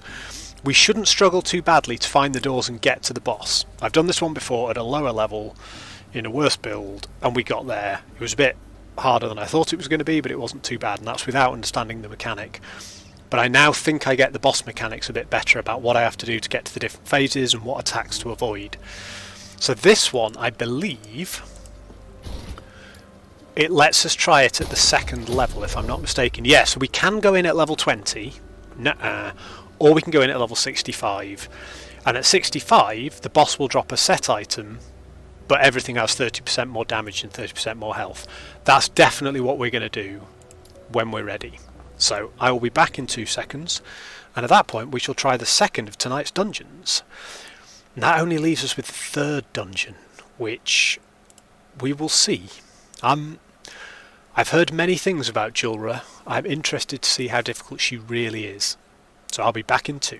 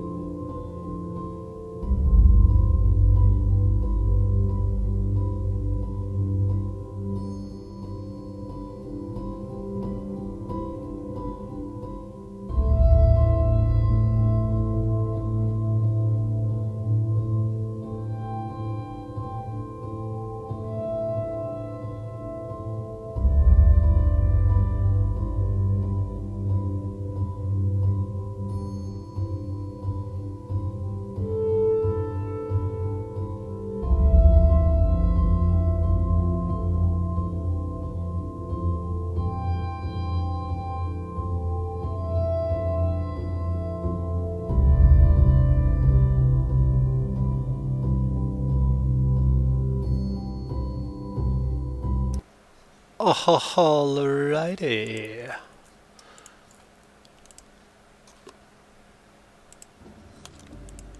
Let's see how this dungeon goes. Oh, we don't have all of our doggos. Glad I noticed that. Right, so we should still have our key in the door. We are going to go in at level 65. Now the mechanic in here is we've got this burning amber. Enemies outside the light, and at the moment it's hovering over me.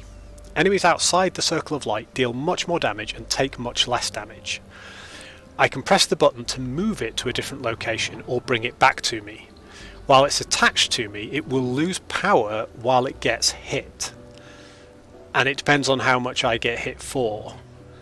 But if I kill an amber elemental, I can get power back. So we don't want to keep it attached to us particularly. We want to be sending it off to places. Preferably where stuff is, and then we'll go kill it. So we send it off somewhere, we kill everything. I think this is the plan. Then we recall it.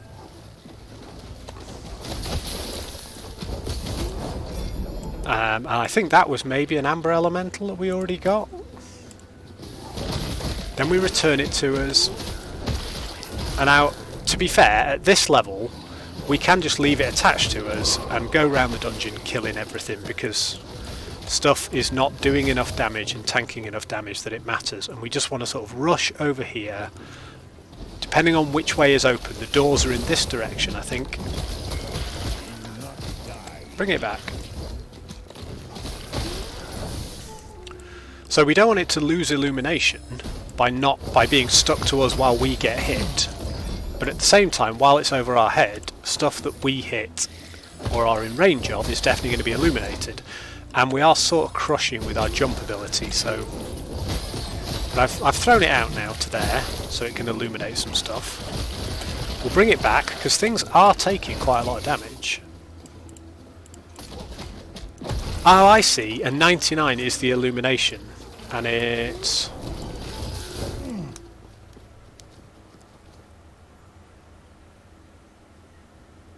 And that reduces the radius. So the radius is bigger the more that I've got, and if I kill an amber elemental I gain more. So we want to keep the radius high and stop it losing points, but 99 appears to be the cap on that. It doesn't go higher than that.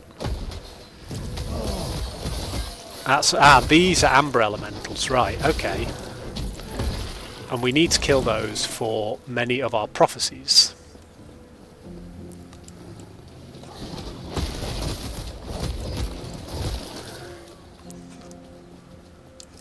Right, makes sense. So, there'll be 2 rooms. So I think all the dungeons work like this. There are 2 rooms. You go through, you kill stuff, you bring that back now because we can't kill anything without it attached to us. And we sort of want to rush these anyway, so this one gives us... Enemies drop slightly more exalted helmets for a 20% increase to damage and health. There's another door somewhere. Shouldn't be too far away. Hopefully. I don't have to go too far to find the other door. But... I mean, I wouldn't say no to exalted helmets, but I don't know what the option is. You know, if the other option is something amazing like uniques, maybe we don't want that. So we will explore the other door. Oh, amber elemental. Take that.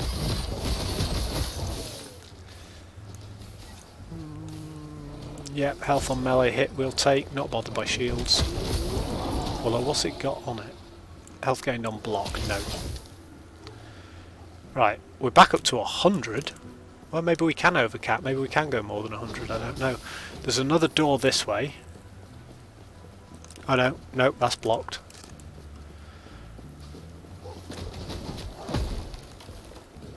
So the other door is presumably over here.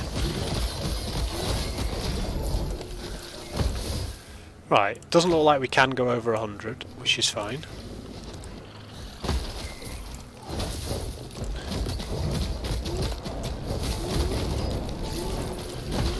Right, Right, those things apparently can stack poison on you really badly, but I think they probably have to live a bit longer than that in order to do it, so that's fine. But look, we're down to only 86 illumination. So we need to find ourselves some more amber elementals because we're losing light. Here's one. There's a prophecy fulfilled on the amber elemental.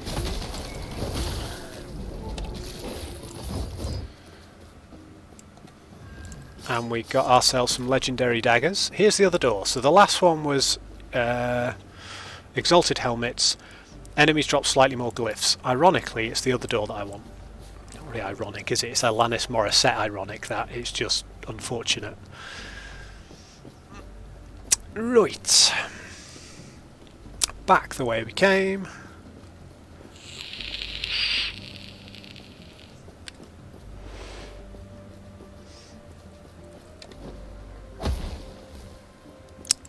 Oh yeah, we didn't want that belt. Didn't want that door. So we go through here, this leads to room 2, and then after room 2 we get to the boss. Via, I believe, another set of 2 doors where we get to choose an option for a modifier for another slightly roguelike experience and target farmable stuff. So we'll take that. So this is Titan's Hollow.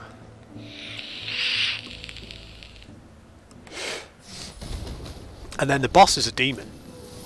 The boss is an absolute beast with one-shot mechanics that I found out. Right, so we have to destroy this, which at the moment it's not letting us do, and then we have to send our thing over here to burn these embers, which I didn't know before.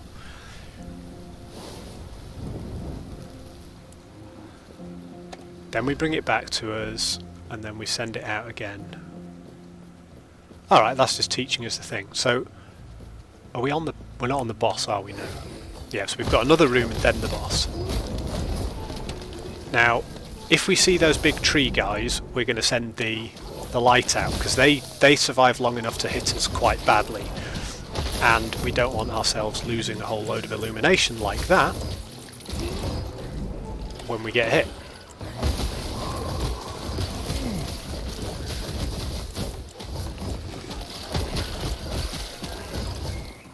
This is quite a cool mechanic actually, now I understand it. Last time I just thought everything in this dungeon was super hard for level 65, but I didn't understand that we had this mechanic where stuff was bad. Now we're almost back up to full now, because we killed another of those amber elementals.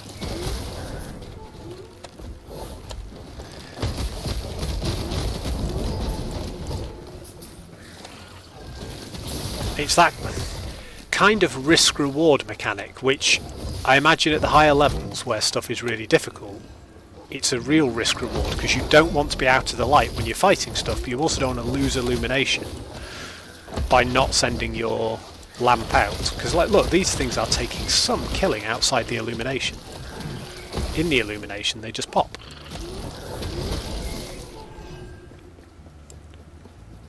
It doesn't cost us any illumination to send it out and bring it back. It's only costing us when we get hit, whilst it's attached to us. So I figured, I haven't really read about how anything works in the game, I thought I'd figure it out. But I know I did this dungeon and found it so much harder than I thought I would for the level it was. So I did stop and read the thing for it, and when you know, it's actually much more fun, I think, because you play to the dungeon rather than just trying to wonder why you're not doing as well as you'd hoped you would. So I did read about all 3 dungeons and found a couple of things out that I didn't know before, which I found very useful. Poison damage not for me.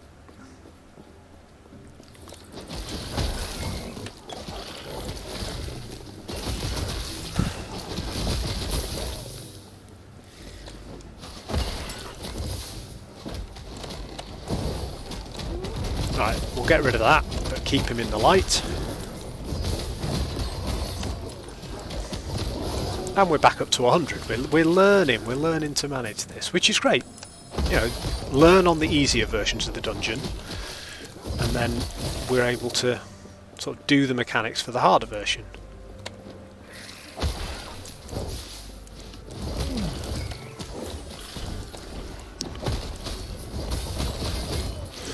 and then we tempt everything into the light so we can kill it and make sure that we've killed all the stuff. Bring the thing back. There we go. Nice.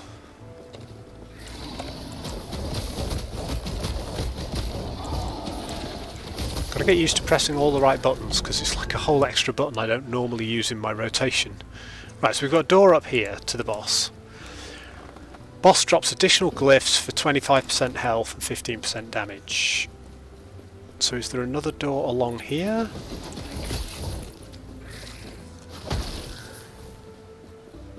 There are more doors, but not this one. This one is broken.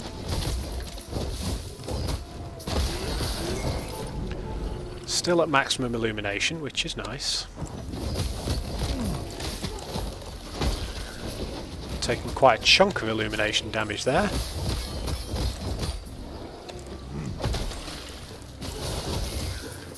Right, so the door is not this way. Send the thing out, go crush, bring it back. This is brilliant. I think what they've done with the dungeons and the dungeon mechanics, as well as what they've done with sort of crafting and the uniques and the boss fights in this game is excellent. The two out of the three last bosses that I fought in the monoliths were amazing. The mechanics required you to learn them. You couldn't just out level them and stand there and tank the damage. You had to learn the rotations. You had to know when to hit and not to hit. It requires a degree of skill. The bosses aren't just DPS checks, they are skill checks as well. And that I really like. They didn't feel insurmountable. You know, I managed to do them all. But some of them was on go 7 or go 8 because they weren't just straightforward.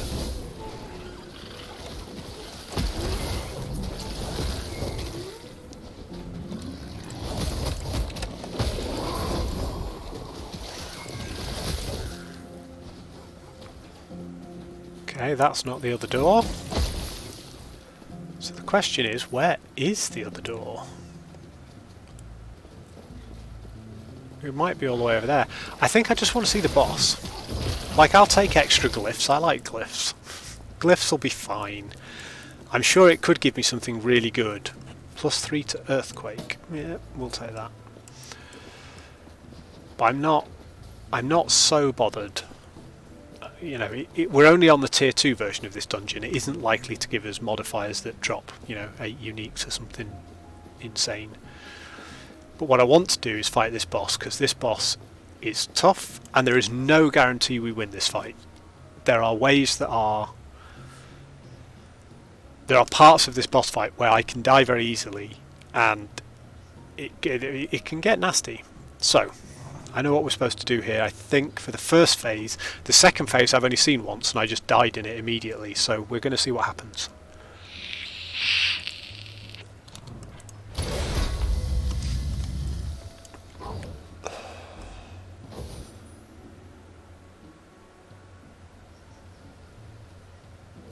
So I believe what we do here is we have to go through to the actual boss encounter.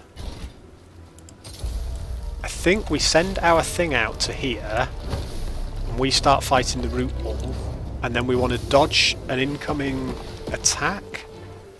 Here we go. Send that over there to burn that. Then we want to stand in the middle where we don't get hit by that, and we smash this.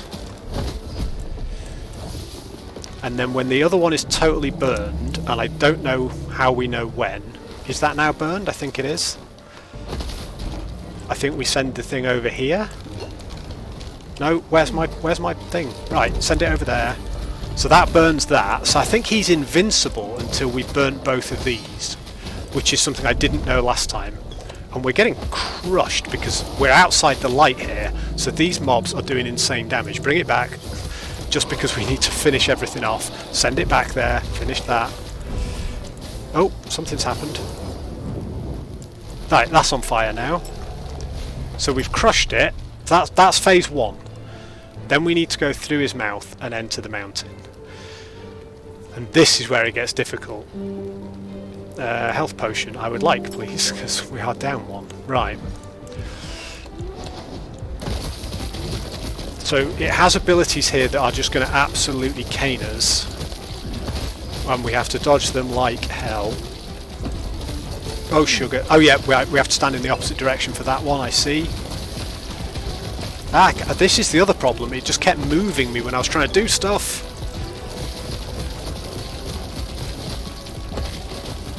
No, don't move towards it. Hey, I think that's it. Nice, we have done the dungeon. So that's 2 dungeons down, and we did this one at 65 instead of 45, so there is a degree of happiness to it, but this is what I really wanted to see, right? We've still got nobody in chat, but I'm okay with that. This is where we get to ditch a load of gold. Now we don't have any gold now, unfortunately, because we just spent it all on that stash tab, but if we had gold, we could now dump gold here to do stuff. So this gives me a number of options, right? So Delirium is going to offer me a series of choices which will affect the rewards within the vault beyond. The cost of accepting an offer depends on the modifiers already chosen, so the cost will ramp up and up and up. And in the end you could be dumping millions of gold at a time into this vault. Declining an offer increases the cost of the modifier if you're offered in its stead. So I can say no, I don't want this one, but the next one is then more expensive than it would have been. So do we want a chest that drops several exalted items for 1800 gold? Yes we do, please. Adds additional glyphs of chaos to all chests for 1700? Yes please. Adds many runes to a random chest? Yes please. Adds an additional rune of shattering to all chests? Yes please. I can't afford this, right? Duplicates all unique chest items from every chest. Right, so decline that because we can't afford it. All chests drop 30% more items. Cost me 21. Can't accept it. And so on and so on. We've not got much money left, so I don't think we're like, look, that's gone up to 258k already. That's more money than I have owned at any point playing the game in cycle 1. And it adds a chest that drops a rare item, an exalted, and a unique, and a set. Brilliant. But we've spent everything. We've burnt all the gold we had, so we will now enter the vault. So the door opens. Never seen this before. I've seen it on other people's like YouTube channels. So we go in, and we had this one pitiful chest. Because we didn't buy very many things. We could have loads of chests all around the room for a big loot shower. However, even that one is a pretty big explosion of loot. And we're going to have to be pretty picky here, I think, because we have no space to pick any of this stuff up.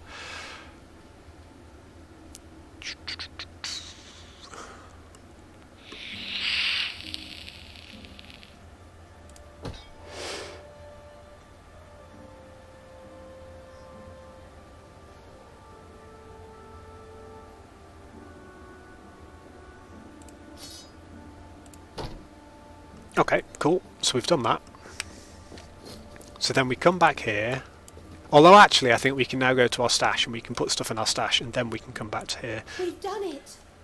Though, I admit I was not expecting you to take my burning the entire forest to ash example quite so literally.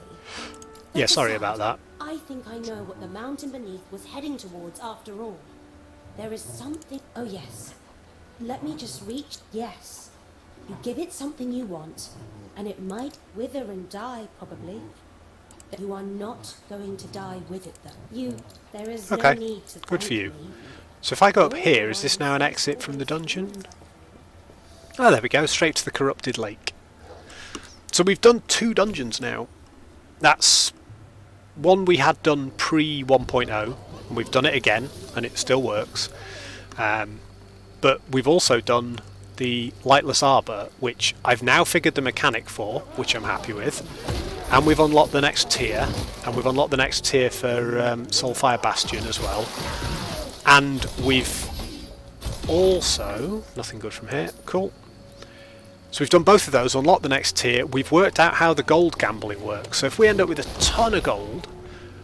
And technically we should end up with quite a bit of gold, because we're not spending gold at the auction house, because we're not Merchants Guild. Although we're also not earning money at the auction house, so, you know, swings and roundabouts.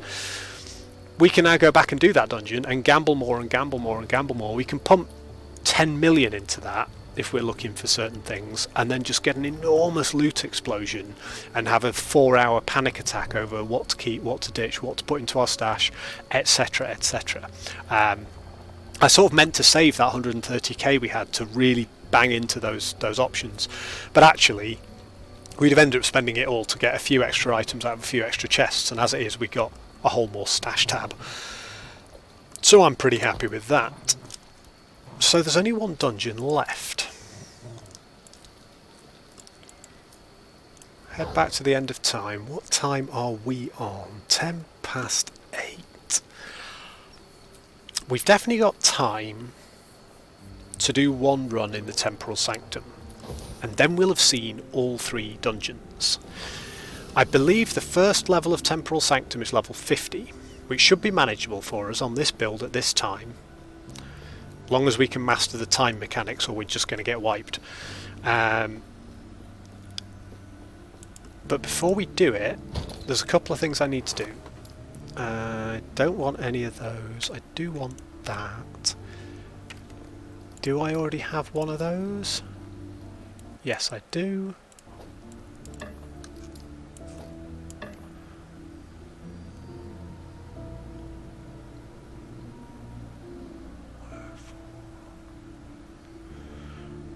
So do we want increased minion damage or lightning resist? We probably want increased minion damage, and that's got better ward retention. So we'll keep that one. We'll get rid of that one. We're going to sell all those. Now here, we've got... These 2 daggers are great, and they've got 1 legendary potential on them, but the challenge is they're both rogue daggers, right? They give us ranks to Acid Flask, area with Acid Flask, etc, etc. So not great. We got the Peak of the Mountain helmet from the boss in that dungeon. 40 armor, which is not a lot. 245% increased critical strike chance. But you can't leech health from critical strikes, so it pretty much guarantees that my strikes are crits and gives me +2 to all attributes. But it completely stops me being able to health leech, which is half of my sustain. Just out of interest, if we put 245% increased crit strike chance on, let's see what it does, because that's 245% of my 5% base, I think. So I currently have a 14% chance to crit. If I put that on, 41% chance. So good, but not completely golden.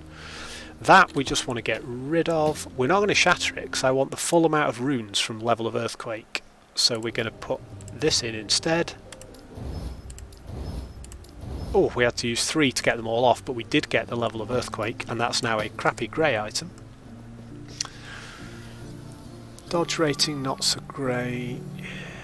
These are more things we need to sort, but we need to sort them after we've been and done some dungeonage. Because I want to end the stream tonight with one run at Temporal Sanctum.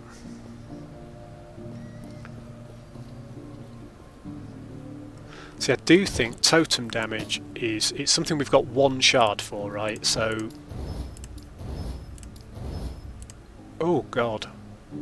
That costs forging potential as well, so we're actually out of forging potential to do that anymore. So we're going to have to shatter this anyway, and it gave us 5, so we probably didn't need to stress about that quite so much. How much health on melee hit have we got? 56. We've got plenty of those, I'm not bothered. That's a lot of endurance, but we don't really care. Spell damage.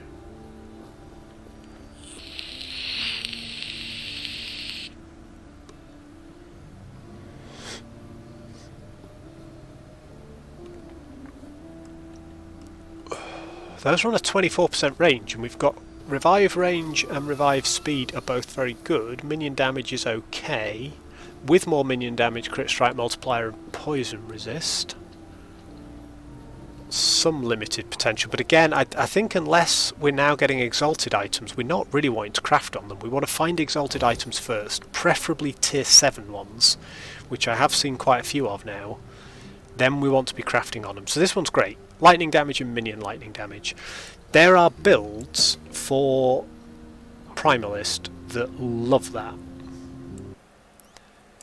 And that's tier 6, so I'm going to gamble and try and get rid of it. And it was the last one. We're burning through these runes now, but we did get 6 of those shared lightning damage shards, which is great. So if you gamble on that and get it first time, brilliant. Crit strike multiply. Oh, those are the wrong boots. They look relatively good. Strength, move speed, cold resist, crit strike avoidance, all good. Bit redundant on boots that give you reduced bonus damage from crits, because those boots could make me completely immune to crits. And crit strike avoidance I have got 60% of. We're just going to shatter those. There's some useful runes, there's some useful shards on there. Not bothered by that. Poison res, I think we've got a fat chunk, 121 shards for poison res. We don't need to be pulling those off. Minion dodge rating, mana, my dodge rating. What is the dodge rating? 126 dodge rating. No, not fussed. Bad base. Health on kill, we've got a load of. Cooldown recovery, 17 health, vitality, movement speed, and effective haste. Those have potential. Right, so what we'll do is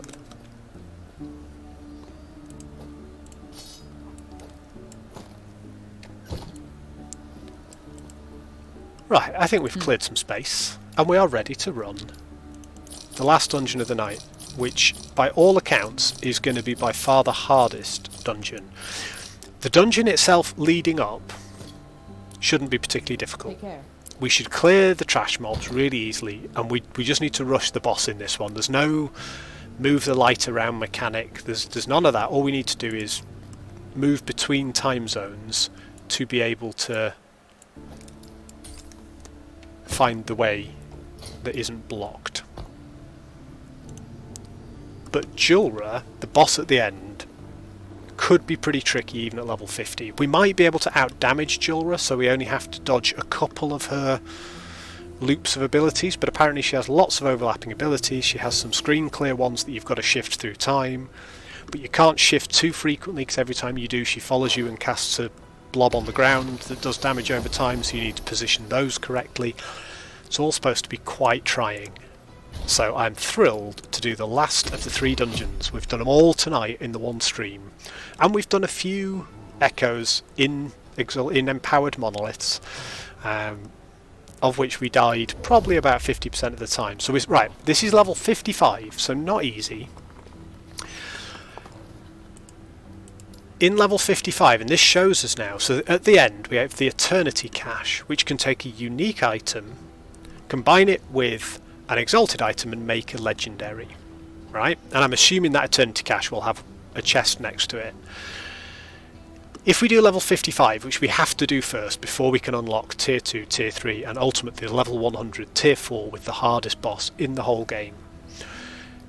At tier 55, tier 1, level 55, only unique items with a level requirement of 50 and below can go into the chest at the end. So of the LP uniques that we have, let's just have a look and see if we've even got anything that we would want. So we've got this dagger, which is 44 melee damage and 4% crit strike, which is better base damage, better attack rate, and better crit strike chance, or same crit strike chance as we've got now, but it's all rogue bonuses. It's bonuses to detonating arrow. So we're not bothered by that. Do we have any daggers that might benefit this build? If not, we don't have any. Oh, we got one. This is a legendary one-handed axe, which is not particularly good. Its base is 19 damage with a chance to bleed. It's an alright chance to bleed, it's not a good one. It's got 28 melee physical damage, health gain on kill, a bad chance to bleed on hit bonus, bleed duration. When we hit a bleeding enemy with a melee attack, all bleed stacks on that enemy double in speed. So this is all about building up bleed. But the base of that, for example, this one is 48 base damage with 123% increased damage. This is a base of... Actually, it's got plus 28, hasn't it? So it's what, 30, 47? So it's not far off. Okay, but it hasn't got the massive bonus to melee damage. But that's the only one-handed axe we've got with legendary potential. And what I don't particularly want to do is try and craft another item for a build that I don't understand. I thought I had a legendary potential version of the wolf helmet. I do. That should be in here. Ah, yeah, it will fit in there. Right. So this one, for example, this is not for this build because it's using lightning. But this gives us 18 armor and 2 strength. Could be better. Strength can roll 1 to 4, so 2 strength is not great. But 30% chance for my wolves to retaliate with a lightning strike when hit. They can't be stunned. All my minions get 37% move speed out of a max of 37, so that's pretty good. 36 out of 47% chance to shock on melee hit. 9 melee lightning damage, which is just flat plus damage. The fact that it happens to be lightning is okay. It doesn't really synergize with my build, but it's alright. 44% chance on hit with lightning skills to grant your wolves additional damage equal to your melee lightning damage. That's where if I was running a lightning build, I could make lightning wolves and properly lightning it up. So that would be one for me to build into. What we're going to do, we're going to finish the dungeon, and then we're going to work out whether we even want to try and smash a couple of items together. And if we've got a couple, we might just do it to see how it works. Right, let's go in. So what we should be doing here is crushing stuff, finding the next area. When we hit a wall we can't get past. Dares intrude upon my research. No matter. They cannot reach me. Right, so what we do here is we move in time and that opens up. If we move back to the other timeline, there's no way through. But in this timeline there is. So that's the action. Right, both of these ways are blocked. If I shift timelines, this one isn't. So let's see how far we can get in this timeline. I've no idea where we're going, so we're just going to see how much progress we can make and try and shift between timelines as necessary. So some enemies are only present in one version of the timeline. Some enemies shift between timelines with you, and they all have different abilities. It's nice, but this one is sort of a speed run sort of thing. So we run up here and we keep looking for doors that are open that weren't open in the other one. That one's open.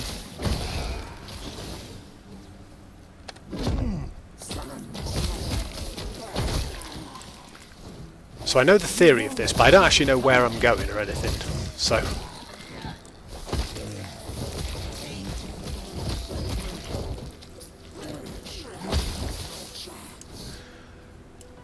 and there's no other modifiers in here at the moment, so this should just be straightforward, level 55, very easy. That's still closed in this timeline. But the boss is where we need to know what we're doing, and I think the one advantage we will have against the boss in this early phase version... Oh, that's got bonus to upheaval, nice. The one advantage we're going to have against the boss in the early phase version is we are so much higher level that we might just be able to power through her and avoid some of her mechanics. That's... okay, that's... Ooh, we had other beasts there in the other timeline.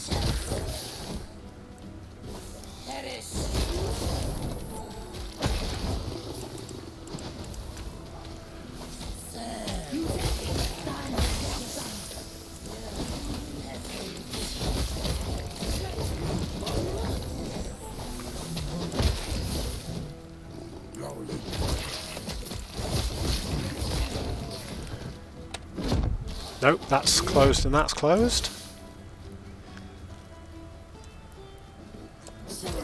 Woohoo, that's a lot of dudes.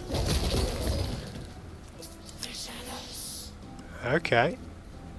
Where are we now? This looks like some kind of library. That might be progress. So presumably we're the same. We've got 2 full rooms and then we're looking for, here we go, some very specific doors. And there's a door over here, which is enemies drop more glyphs, 20% more enemy damage. So the question is, what's the other door? Which is not round here. So I suppose the question is, do we want to see the boss for the sake of seeing the boss, or do we want to farm the most optimal route? And given that, you know, we're seeing this for the first time, let's just at least see what the 2 doors have to offer. I don't know if the other door is in this direction or not. Oh yes, it is. Right, so more glyphs for 20% more damage, I think it was.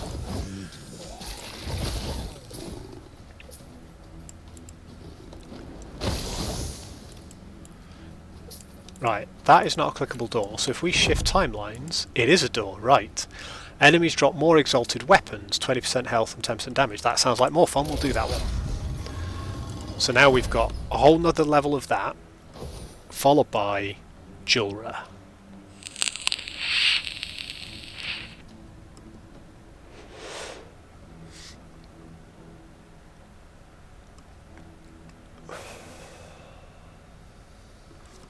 It's funky fun, it's funky fun. Such power. Right, so let's switch out of this timeline and see where we can go. Sanctum Cloisters. Nope, that's shut in both timelines.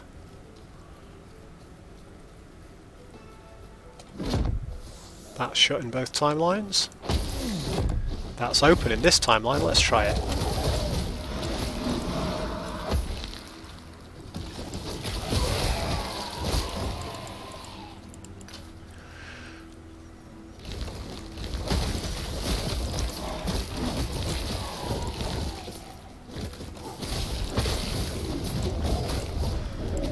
If we can beat Julra here, we will have seen the mechanic at the end of every dungeon, and we will have unlocked the next tier of every dungeon, which gives us access to better rewards, higher potential crafts, and so on. So that's what we want, really, is we want to be able to do all the things the game offers us in endgame, as well as the monoliths, to try and get our forward progress improved. That door is open. It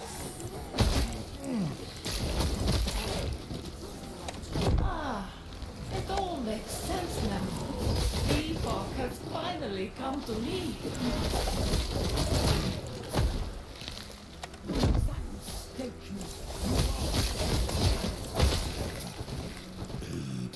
This is a great mechanic for a dungeon. You know, it's a time-based game, and sometimes that's not as obvious. And look at that, you shift and immediately you forget there's going to be other enemies just standing there in this timeline waiting for you. But sometimes once you've completed the main campaign, you forget there's this sort of novel time mechanic to it. But this dungeon really makes it obvious. It's like, don't forget, you can shift time zones with the Epoch. Right, so this is presumably one door? Nope, not this one. And you've got to be a little bit careful, because there are, like I say, enemies that can shift between the dimensions with you and do nasty damage and sort of take you by surprise. Right, here's one door. So this one is Dungeon Boss drops additional exalted items, 30% damage and health. That sounds like the more powerful of the two, and I'm definitely going to take it. Let's see if we can beat Julra. It's only level 55 Julra, like we're okay. We just need to not get cocky. We don't want to get greedy with damage. We want to get damage in while we can, but really all we're focused on is learning the mechanics and doing the mechanics. Right. I'm intrigued. Oh, hang on, we haven't got all our wolves. I don't know where we lost some of them somewhere. Right, when this strikes 12, we die. So we then need to do this. Then we need to go to the edge of an arena because she conjures a thing around us. And then we need to kill her. Then we need to not get hit by these.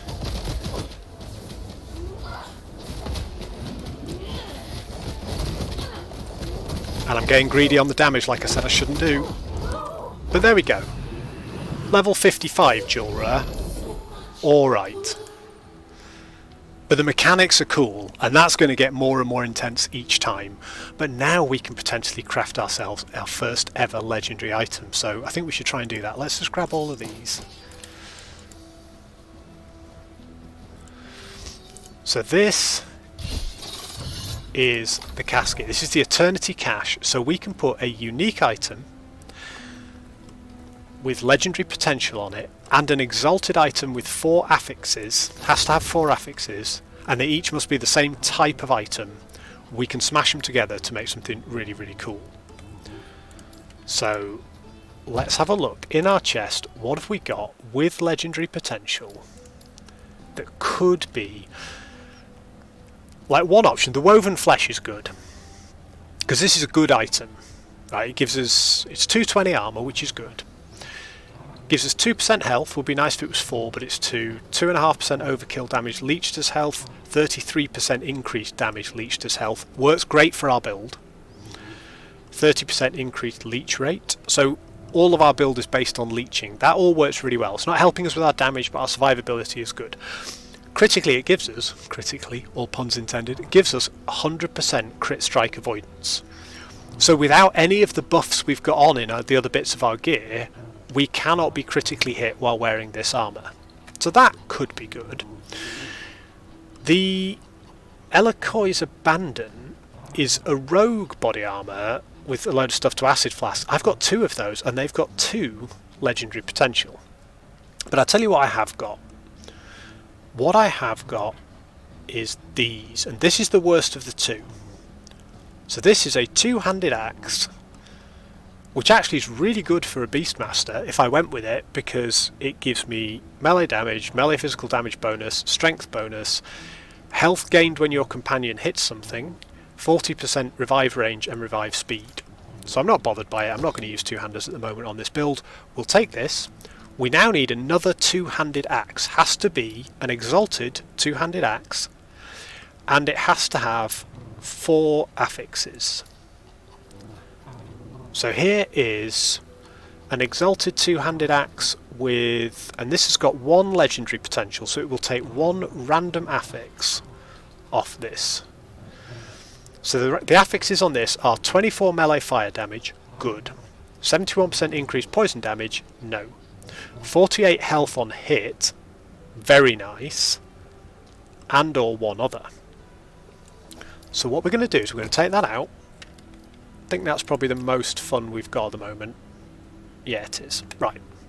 That's one of the reasons I've been saving so many of these exalted items, because you never know quite when you're going to need something that you can do this with. So first off, we need to craft this. This has to have 4 affixes before we do anything else.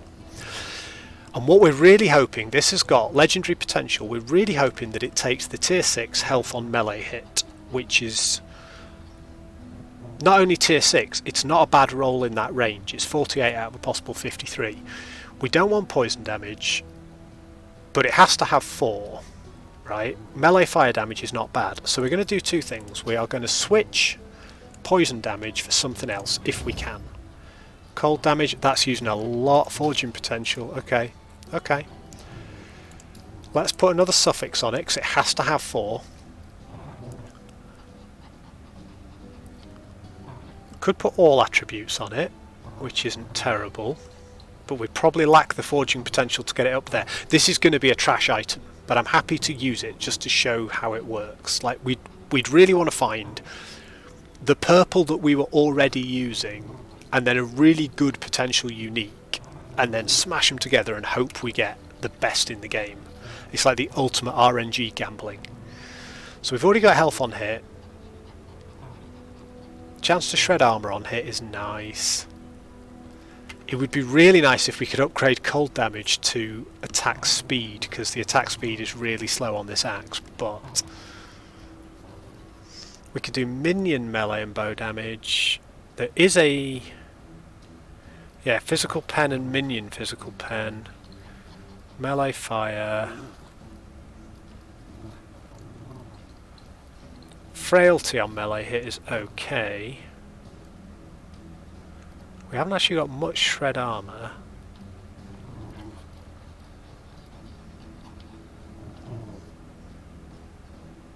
I'm sort of sweating over this more than I should do, really. Let's take this because we've got more things. Right, bang that on. That's tier 1 now. So we really want it to take one of two really good things. I'm gonna properly gamble on this, right? Damage over time is better than nothing, and we didn't use a lot of forging potential.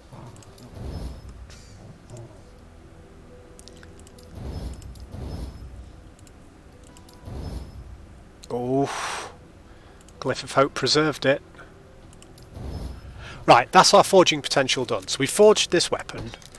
It's now got plus 40 melee fire damage, which is tier 5 and a good, not a good roll actually, but tier 5. It's got 156% increased damage over time. And the weapon base doesn't matter because it's going on this, which is just giving us damage. But let's just see what we get. So one of those 4 is going to get pulled over. Pressing the wrong buttons. Right, that goes in there, that goes in there. Because it's got legendary potential of 1, and because it only requires level... doesn't have a level requirement, right? I could use that from level 1. So I can craft it here. If it was this item, it has a level requirement of 63. So I couldn't create a legendary with this in this version of the dungeon. I'd have to go to a higher tier. But I can here. So legendary potential 1, it's going to pull 1 affix off here. And we're sort of hoping for the exalted health on hit, but the 40 melee fire damage would also be a pretty nice option. And the reason I've done the crafting on the other 2 is if it pulls one of the other 2, we want them to be as good as possible. So here we go, let's seal the cache. And then you go, nothing's happened. What on earth? What you have to do is translocate through time, at which point you go back in time, you open the cache. Let's see what we got. So we have a unique now. We have made our first ever unique in the game. And it got the increased physical damage over time. Not great, because this weapon on its own is not, unless you're using a skill that does damage over time or you've got some passives, this weapon is not, it doesn't have plus bleed damage. So we gambled, I would argue we probably lost. But we have made our first ever legendary. That's relatively trash-worthy, but that's how this dungeon works and how we make legendary items. And look at that, it's shiny and red. So we can now quite happily make legendary items in the game. Certainly we know we can do it easily up to level 40. I think we could probably do the next tier. And what I'd like to do here is, just while we're here, I want to take a key. I want to take a Temporal Sanctum key. We're going to come back to this. Let's have a quick read of this, because I've never been here before. So the pages are tattered as though the journal was torn to shreds. Oh, okay. Good for them. And, right, there is a way out. Back to the Sanctum Archive. Ah yes, this is where we beat Julra. So presumably we can shift in timing. Oh no. Do we shift in time after we've gone through here to exit? Oh, I see. You can just walk around the back of here. I see. And then that takes you back to the Radiant Dunes. So the only thing I'm going to check before we end the stream, right? And we have got somebody in here with us now, so thank you for joining us, whoever you are, but I'm not going to be doing a raid with 2 folk.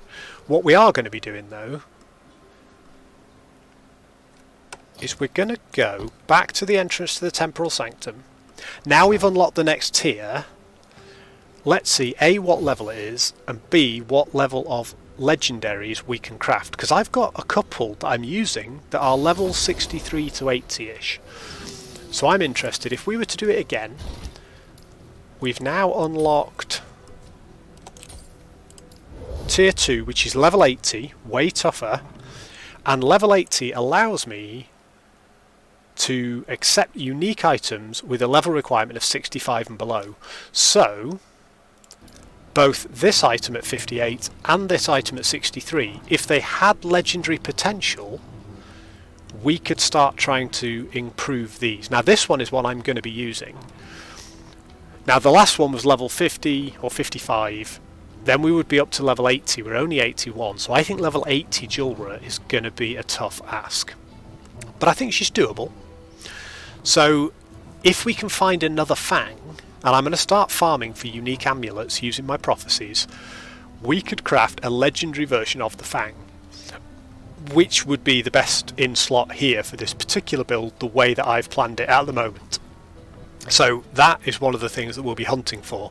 But we have made our first legendary. We've made this absolutely god-awful, shitey legendary two-handed axe. But that's the gamble. You know, that's why you keep all your legendary potential items and you gamble them, you see if it works, and if it doesn't work, fair enough. But if it does work, you've made completely unique and some of the best items in the game.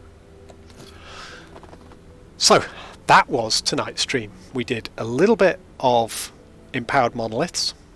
We did each of the 3 dungeons in the game, and we saw the gold gambling, and we saw how to properly gamble for souls in Soulfire Bastion, and we've been through Temporal Sanctum and created our first ever legendary item.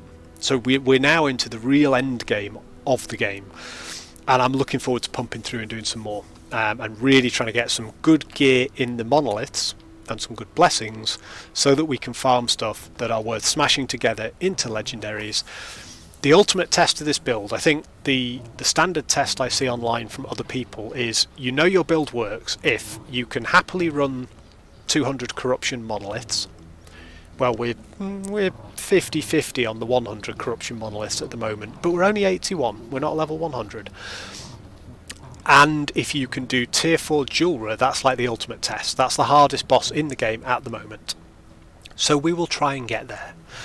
That's what we're going to be doing next stream, something more to do with Beastmaster, because there's a lot of potential in this build, but it's got a way to go yet. So we're going to be doing some more Beastmaster. So for those of you that did pop in, thank you very much for joining me.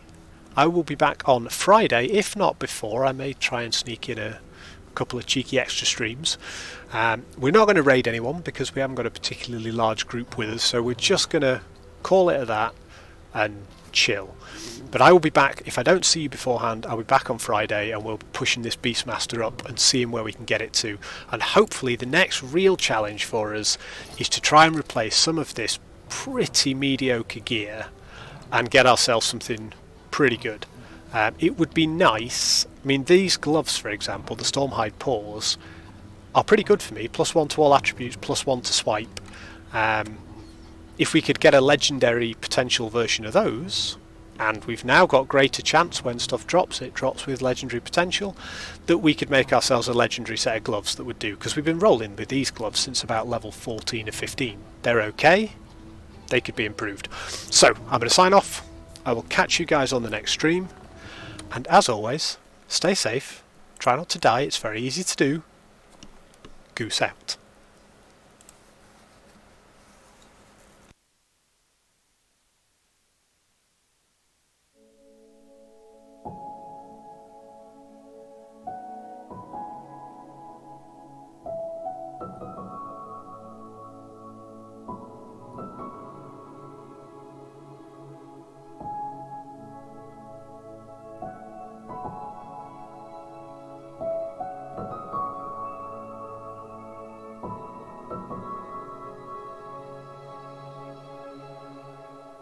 Thank you.